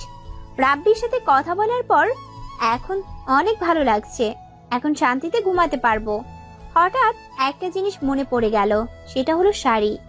পারভেজ আমার জন্মদিনে আমাকে একটা শাড়ি দিয়েছিল। না, ওর কোনো কিছুই আমার কাছে রাখা সম্ভব নয়। কালকে আগে কলেজে যেতে হবে, তারপর ওকে শাড়িটা দিয়ে রাব্বির সাথে ঘুরতে যাব। তার আগে রাব্বিকে বলে নেই যে কালকে আগে কলেজে যেতে হবে। রাব্বির নাম্বারে ফোন দিলাম, কিন্তু ওয়েটিং। আবার দিলাম, তাও ওয়েটিং। কিছুক্ষণ পর রাব্বি কল দিল। সরি বাবু, আসলে এক বন্ধুর সাথে খুবই গুরুত্বপূর্ণ একটা কথা বলছিলাম তো। ও, তা কিসের জন্য কল দিলা? আসলে কালকে আমাকে আগে কলেজে যেতে হবে, তারপর কলেজ থেকে তোমার সাথে যাব। আচ্ছা, আমি তোমাকে কলেজ থেকে এসে নিয়ে যাব। আচ্ছা। অনেক রাত হয়ে গেছে, এখনো বাসায় যেতে পারিনি। না জানি মা আর জান্নাত কত চিন্তা করছে। মোবাইলও তো নাই কারো কাছে যে ফোন দিব। আমার কাছে যে মোবাইলটা ছিল ওটা তো আসমার। ওর সাথে যখন বন্ধুত্ব ছিল তখন ও আমাকে দিয়েছিল, আর এখন তো বন্ধুত্ব নাই, তাই এখন আর ব্যবহার করি না। প্যাকেটে ভরে যত্ন সহকারে রেখে দিয়েছি। ওকে দিয়ে দিতাম, কিন্তু ও তো আমাকে ওর সামনে যেতে নিষেধ করেছে, তাই আর দেওয়া হয়নি। কোনো একদিন সময় সুযোগ পেলে দিয়ে দিব। বাসায় চলে আসলাম। আসার পরই মা বলল, আজকে এত দেরি হলো কেন বাবা? আজকে হোটেলে কাজের চাপ অনেক বেশি ছিল, তাই আসতে দেরি হয়েছে। তা তোমরা খেয়েছো? তোকে ছাড়া কি করে খাই বাবা? জান্নাত তো খাইনি। না, শুধু শুধু এত রাত পর্যন্ত না খেয়ে থাকলে কেন? তোমাদের কত কষ্ট হয়েছে না? তুমি অসুস্থ মানুষ, জান্নাত তো ছোট মানুষ, আর কখনো এমন করবে না। তুমি যত যাই বলো না কেন ভাইয়া, আমরা তোমাকে ছাড়া কখনো খাবো না। হয়েছে, আপনার আর পাকনামি করতে হবে না। এখন সবাই মিলে ভাত খাবো। খেয়ে দিয়ে শুয়ে পড়লাম। সকালে ঘুম থেকে উঠে ফ্রেশ হয়ে কিছু খেয়ে জান্নাতকে নিয়ে বেরিয়ে পড়লাম। ও, একটা জিনিসই তো নেওয়া হয়নি। তাড়াতাড়ি করে মোবাইলটা ব্যাগের ভিতরে ভরে নিলাম। প্রতিদিনই মোবাইলটা নিয়ে যাই, যখন সুযোগ পাবো তখনই দিয়ে দিব। তারপর জান্নাতকে ওর স্কুলে নামিয়ে দিয়ে আমি কলেজে চলে আসলাম। একটা বেঞ্চের উপর বসে আছি। হঠাৎ পেছন থেকে আসমার কণ্ঠের মতো কিছু শুনতে পেলাম। তাকিয়ে দেখলাম আসমা আমাকে ডাকছে, আর ওর হাতে একটা প্যাকেটটা আমার হাতে দিয়ে বলতে লাগলো, এটা তোর দেওয়া সেই শাড়িটা। আমি চাই না তোর কিছু আমার কাছে থাকুক। এতদিন মনে ছিল না, তাই দিতে পারিনি। তারপর আমিও ব্যাগ থেকে মোবাইলটা বের করে ওকে দিয়ে দিলাম। আমার মতো রাস্তার ছেলের হাতে এটা শোভা পায় না। আপনার মোবাইল আপনার কাছেই রাখুন। আপনার সামনে যেতে নিষেধ করেছিলেন, তাই এতদিন দেওয়া হয় নাই। ভালো করেছিস, দিয়েছিস। সব জিনিস সবার জন্য না। এই বলে আসমা চলে গেল। রাব্বিকে ফোন দিয়ে আসতে বললাম। ও আসার পর নদীর পাড় ঘুরতে গেলাম। নদীর পাশেই একটা পার্ক আছে, খুবই সুন্দর। পার্কের একটা বেঞ্চের উপর বসে দুজনে গল্প করছি। আচ্ছা বাবু, তুমি আমাকে ভালোবাসো তো? এটা কি ধরনের প্রশ্ন রাব্বি? আরে রাগ করো কেন? আমি তো শুধু এমনিতেই জিজ্ঞেস করলাম। আমি যদি কিছু বলি তুমি রাগ করবে না তো? রাগ কেন করব? আচ্ছা, আমি যদি তোমার কাছে কিছু চাই তুমি দিবে? দেওয়ার চেষ্টা করব। বলো কি চাই? আমি তোমার সাথে রুম ডেট করতে চাই আসমা। কি বলছো তুমি এসব? তোমার মাথা ঠিক আছে তো? তুমি এভাবে রিয়াক্ট কেন করছো? এটা তো আজকালকার যুগের কমন ব্যাপার, তাই না? এটা সবাই করে। সবাই করে তার মানে এটা নয় যে আমাদেরও করতে হবে। আর বিয়ের আগে আমি কখনোই এসব করতে পারবো না। বিয়ে তো আমরা করবই, তাহলে করলে সমস্যা কি? আমরা বিয়ে করব, এখনো করিনি। দেখো আসমা, আমার সব ফ্রেন্ডরাই রিলেশন করে, আর ওরা ওদের গার্লফ্রেন্ডের সাথে রুম ডেটও করেছে। আর সবাই এটা করে, আজকালকার রিলেশনই এমন। তার মানে তুমি আমার সাথে রুম ডেট করে তোমার ফ্রেন্ডদের এটা বোঝাতে চাও যে তুমি আমার সাথে রুম ডেট করেছো, আর আজকালকার রিলেশন কেমন তা জানার প্রয়োজন বোধ করছি না। আমি সেটা বোঝাতে চাইনি, আমি শুধু তোমাকে এটা বোঝাইছি যে এরকমটা এখন সচরাচর হয়ে থাকে। আমি এটা ভেবে পাচ্ছি না যে তুমি এরকম নিচু চিন্তা ভাবনা কি করে করতে পারো। আমি এই বিষয়ে তোমার সাথে আর কোনো কথা বলতে চাই না। আমি চললাম। রাগ করেই সেখান থেকে চলে আসলাম। এতটা রাগ হয়েছে রাব্বির উপর তা বলার মতো না। ও কি করে আমায় এমন প্রস্তাব দিতে পারে আমি সেটাই ভেবে পাচ্ছি না। বাসায় চলে আসলাম, কিছুই ভালো লাগছে না। দুপুরে না খেয়েই শুয়ে পড়লাম। বিকালে মিম ফোন দিল। আজকে কলেজে আসলি না কেন? রাব্বির সাথে ঘুরতে গিয়েছিলাম। তোর কণ্ঠ এমন লাগছে কেন? রাব্বি ভাইয়ের সাথে কি কিছু হইছে? না, ভালো লাগছে না, পরে কথা বলবো। আচ্ছা, আমি তোর বাসায় আসছি। ফোনে কথা বলতেও ভালো লাগছিল না। পার্কে থেকে আসার পর রাব্বি আমাকে অনেক কল মেসেজ দিয়েছিল, কিন্তু আমি রাগের কারণে রিপ্লাই করি নাই। কিছুক্ষণ পর মিম আসলে ওর সাথে ছাদে গেলাম। এখন আমাকে বল তো তোর কি হইছে? আন্টির কাছে শুনলাম এখন পর্যন্ত কিছু খাসনি। রাব্বির উপর রাগ করেছি। কেন, কি হয়েছিল? ও আজকে পার্কে আমাকে রুম ডেট করতে অফার করেছিল। কি? তা তুই কি বললি? ওর সাথে ঝগড়া করে চলে এসেছি। তা এর সাথে ভাত না খাওয়ার কি সম্পর্ক? আমার কিছুই ভালো লাগছিল না। আমি ভেবে পাচ্ছি না ও এরকমটা কি করে করতে পারে। আমিও ভেবে পাচ্ছি না যে রাব্বি ভাইয়া এটা কি করে বলতে পারলো। আপাতত এসব চিন্তা মাথা থেকে বাদ দে। তারপর মিমের সাথে আরো কিছুক্ষণ কথা বললাম। কথা বলা শেষ করে বাড়িতে চলে আসলো। হোটেলে এসে কাজ করতেছিলাম, হঠাৎই শুনতে পেলাম আমি আর তোমাকে সহ্য করতে পারছি না। আমাদের উচিত আলাদা হয়ে যাওয়া। আমিও এটাই চাই। তোমার মতো মেয়ের সাথে রিলেশন চালিয়ে যাওয়া সম্ভব নয়। এখন তো শব্দ সামার, তুমি তো ধোয়া তুলসী পাতা। সব সমস্যার মূলে তুমি। সব দোষ আমার উপর চাপিয়ে দিয়ে নিজের সাধু সেজেছো। তুমি তোমার ছেলে বন্ধুদের সাথে এত মেলামেশা না করলে তো আর সমস্যা হতো না। ওরা শুধুই আমার বন্ধু, এর থেকে বেশি কিছু না। আর তুমি একটু আমাকে বলবে যে তুমি কোন দিন আমার সাথে দেখা করতে ঠিক সময়ে এসেছো? রাতে ফোন দিলে তোমার মোবাইল ওয়েটিং, এমনকি আজকেও আমার এখানে এসে তোমার জন্য ওয়েট করতে হয়েছে। আমি আমার বন্ধুদের সাথে কথা বলি, আর আমার একটু ঘুমের সমস্যা, তাই আমি ঠিক টাইমে আসতে পারি না। আর তোমার সাথে রিলেশন হওয়ার পর আমার নিজের স্বাধীনতা চলে গেছে।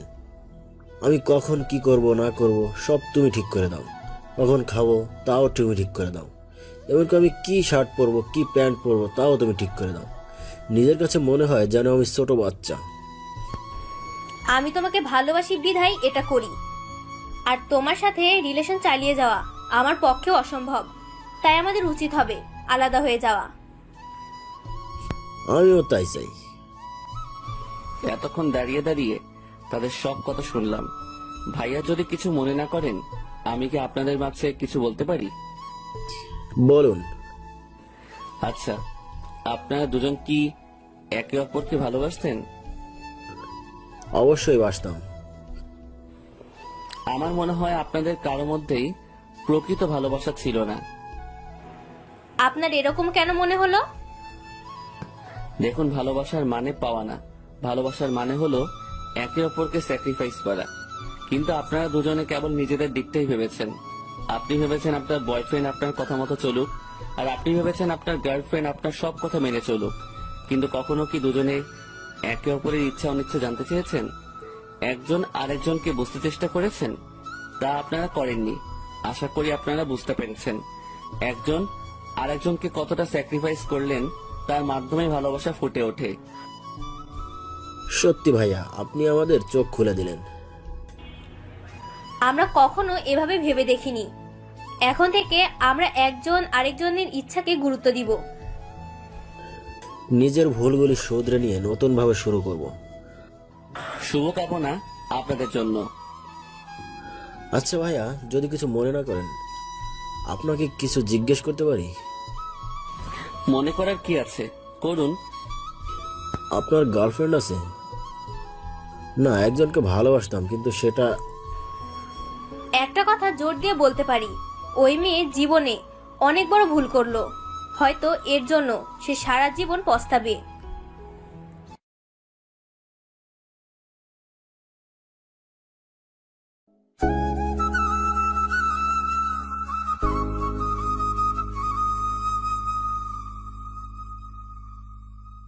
না, একজনকে ভালোবাসতাম, কিন্তু সেটা একটা কথা জোর দিয়ে বলতে পারি, ওই মেয়ে জীবনে অনেক বড় ভুল করলো। হয়তো এর জন্য সে সারা জীবন রেস্টুরেন্টের মেয়েটার কথা মনে পড়ে গেল। মেয়েটা আসমাকে নিয়ে যা বলেছিল, হয়তো তা কখনো সত্যিই হবে না। কারণ আসমা আমাকে কোনো দিনও ভালোবাসবে না। ও রাব্বিকে অনেক ভালোবাসে। জানি না রাব্বি ওকে ভালোবাসে কিনা, কিন্তু আমি চাই আসমা সুখে থাকুক। ওকে ভুলে যেতে চাই, কারণ ওর সাথে যখন আমার পরিচয় হয়েছিল তখন আমার কেউ ছিল না, কিন্তু এখন আমার একটা পরিবার হয়েছে। আমাকে তাদের দেখাশোনা করতে হবে। শুধু শুধু ওর কথা ভেবে বসে থাকলে চলবে না। এসব ভাবতে ভাবতেই ঘুমিয়ে পড়লাম, আর ওইদিকে আসমা রাব্বির কথা ভাবতে ভাবতে ঘুমিয়ে গেলাম। ঘুম থেকে উঠে ফ্রেশ হয়ে কিছু খেলাম, তারপর রাব্বিকে ফোন দিয়ে বেরিয়ে পড়লাম। পার্কে গিয়ে রাব্বির জন্য অপেক্ষা করতেছি। কিছুক্ষণ পর রাব্বি চলে আসলো। দুঃখিত, আমার একটু দেরি হয়ে গেল। আরে কোনো সমস্যা নেই, চলো দুজনে হাঁটি। আমি তোমার সাথে জরুরি কিছু কথা বলতে এখানে এসেছি। আচ্ছা বলো। আমি তোমাকে ভালোবাসি না আসমা। কি বলছো এসব? তোমার মাথা ঠিক আছে তো? আমি যা বলছি ভেবেই বলছি। আসলে তোমার সাথে রিলেশনে যাওয়ার আগে আমার আরও একটা রিলেশন ছিল, ওর নাম লাবণী। আমাদের পরিবারেরাও মেনে নিয়েছিল, তারা আমাদের বিয়েও ঠিক করেছিল। কিন্তু হঠাৎই একটা ভুল বোঝাবুঝির কারণে আমাদের সম্পর্কটা ভেঙে যায়। তারপর আমি খুবই ডিপ্রেশনে ভুগি। আমার কিছুই ভালো লাগতো না তখন, আমার অবস্থা খুবই খারাপ হচ্ছিল। তারপর হঠাৎ একদিন আমি তোমাকে দেখি, তুমি তোমার বান্ধবীদের সাথে হেসে হেসে কথা বলছিলে। কেন জানি না, আমার খুবই ভালো লেগেছিল তোমার হাসিটা। তুমি যতক্ষণ কথা বলছিলে ততক্ষণ আমি তোমার দিকে তাকিয়েছিলাম। এমনিতে লাবণীর সাথে ব্রেকআপ হবার পর আমি ভীষণ হতাশ হয়ে পড়েছিলাম। তারপর তোমাকে প্রপোজ করি, আর তুমিও রাজি হয়ে গেলে। কিন্তু আমি তোমাকে মন থেকে মেনে নিতে পারছিলাম না, কারণ আমি লাবণীকে অনেক ভালোবেসে ফেলেছিলাম। প্রথম তোমাকে অনেক ভালো লাগতো, তাই তো তোমাকে পারভেজের সাথে মিশতে বারণ করেছিলাম। কিন্তু হঠাৎ একদিন লাবণী আমাকে ফোন করে, ও আমাকে সরি বলে। আর আবার আমার জীবনে ফিরে আসতে চাইলো। আসলে ওর সাথে ব্রেকআপ হওয়ার জন্য শুধু ও দায়ী ছিল না, আমিও সমানভাবে দোষী ছিলাম, তাই ওকে মেনে নিয়েছিলাম। আর আমাদের দুই পরিবারও আমাদের এক হওয়াতে অনেক খুশি, কারণ তারা চাইতো আমরা যাতে একসাথে থাকি। ওর বাবা আর আমার বাবা বন্ধু ছিলেন, তাই তারা চাইতো আমরা যাতে একে অপরের সাথে থাকি। আর ওই দিন রেস্টুরেন্টে আমি লাবণীর সাথেই কথা বলছিলাম। পারভেজ তোমাকে যা বলেছে তা সবই সত্যি, কিন্তু তুমি পারভেজের সাথে যা করেছিলে তা যখন আমার কাছে এসে বললে, তখন আমি অনেক অবাক হয়েছিলাম, এটা ভেবে যে তুমি আমাকে এতটা বিশ্বাস করো। আমি খুবই চিন্তায় পড়ে গেলাম। লাবণীকেও তোমার কথা বলি নাই, ও জানতে পারলে হয়তো আবার আমাকে ছেড়ে চলে যাবে। আর তুমিও আমাকে অনেক ভালোবাসো। ভেবে পাচ্ছিলাম না কিভাবে তোমার সাথে ব্রেকআপ করব, তাই এই রুম ডেটের প্ল্যানটা করি। কিন্তু পরে বুঝতে পারলাম এসব বাদ দিয়ে তোমাকেই সরাসরি বলি, আর আমাকে পারলে মাফ করে দিও। হয়তো আজকের পর তোমার সাথে আর কোনো কথা হবে না। কি পেয়েছো আমাকে? খেলার পুতুল? যখন যা মন চাইবে তখন তাই করবে। আমার লাইফের ফার্স্ট ক্রাশ ছিলে তুমি। তুমি আমাকে প্রপোজ করার আগে থেকে আমি তোমাকে দেখেছি, তাই তো তোমার প্রপোজে রাজি হয়ে গেলাম। অনেক বিশ্বাস করতাম তোমাকে, আর তুমি আমাকে এভাবে ধোঁকা দিলে। আমাকে আরো আগে বলতে পারতে, তা না করে দিনের পর দিন আমাকে ধোঁকা দিয়ে গেছো। যখন পারভেজের সাথে এত কিছু করলাম তখনও তো বলতে পারতে, কিন্তু তুমি বলনি। আমি খুবই দুঃখিত। তোর কোনো অধিকার নেই আমার হাত ধরার। তা এতই যখন লাবণীকে ভালোবাসতি, তাহলে আমার সাথে প্রেম কেন করেছিলি? তোদের মতো ছেলেরা প্রেমটাকে খুবই সস্তা জিনিস ভাবিস। এটা ভেবেই খুব কষ্ট হচ্ছে যে আমি একটা ধোঁকাবাজের উপর ক্রাশ খেয়েছিলাম। চলে আসছিলাম পার্ক থেকে, খুবই কষ্ট লাগছে ওই ধোঁকাবাজটার জন্য না, পারভেজের জন্য। কোনোভাবে বাসায় চলে আসলাম। বাসায় এসেই দরজা বন্ধ করে শুয়ে শুয়ে কাঁদতে লাগলাম। পারভেজের সাথে করা অন্যায়গুলো মনে হতে লাগলো। আমি ওকে বলেছিলাম জীবন আর কখনো নিজেকে এতিম না বলতে, আর সেই আমি ওকে এতিম ছোট লোক বলে অপমান করেছিলাম। আমি খুবই খারাপ মেয়ে, তাই তো ওর বাবা মা সম্পর্কে বাজে কথা বলেছিলাম। ও হয়তো আমাকে কোনোদিনও মাফ করবে না। নিজেকে খুবই নিকৃষ্ট মনে হচ্ছে। কাঁদতে কাঁদতে শুয়ে পড়লাম। যখন ঘুম ভাঙলো দেখলাম বাবা মা আমার পাশে বসে আছে। আমায় ঘুম ভাঙতেই তারা বলল, তোর কি হয়েছে মা? এভাবে দরজা বন্ধ করে ঘুমিয়ে পড়লি কেন? জানিস, আমরা কত ভয় পেয়ে গিয়েছিলাম। তারপর দরজা ভেঙে ভিতরে ঢুকে দেখি তুই ঘুমাচ্ছিস। শরীর অনেক ক্লান্ত লাগছিল, তাই ঘুমিয়ে পড়েছিলাম। দরজা ভুলে বন্ধ করেছিলাম। তা এখন কেমন লাগছে? ভালো। আচ্ছা, ফ্রেশ হয়ে খেতে আয়।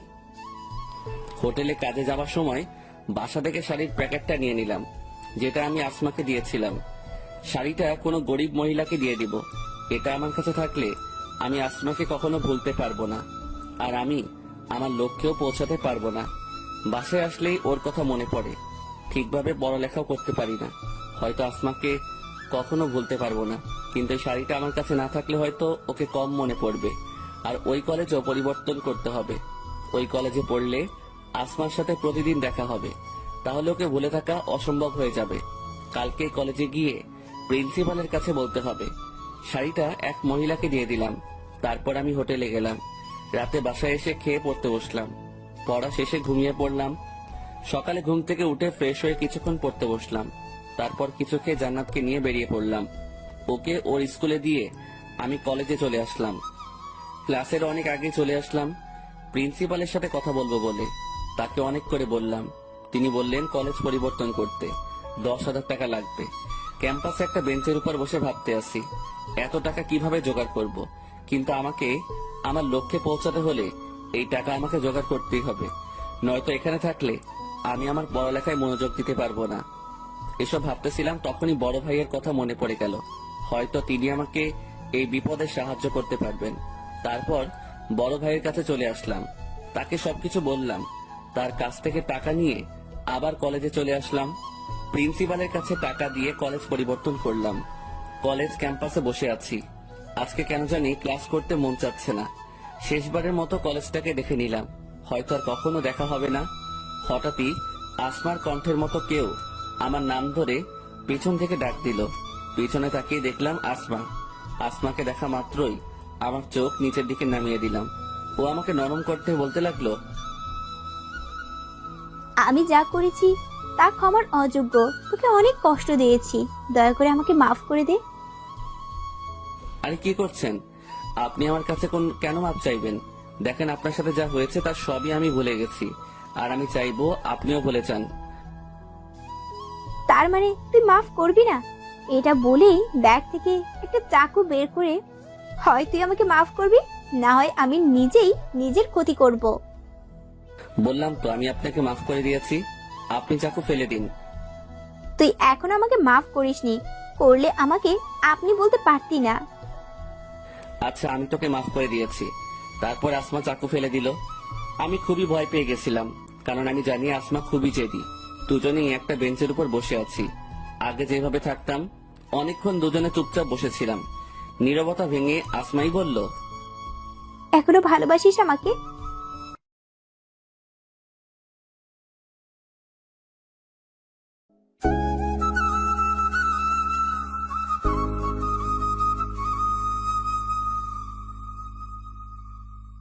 আচ্ছা আমি তোকে মাফ করে দিয়েছি। তারপর আসমা চাকু ফেলে দিল। আমি খুবই ভয় পেয়ে গেছিলাম, কারণ আমি জানি আসমা খুবই জেদি।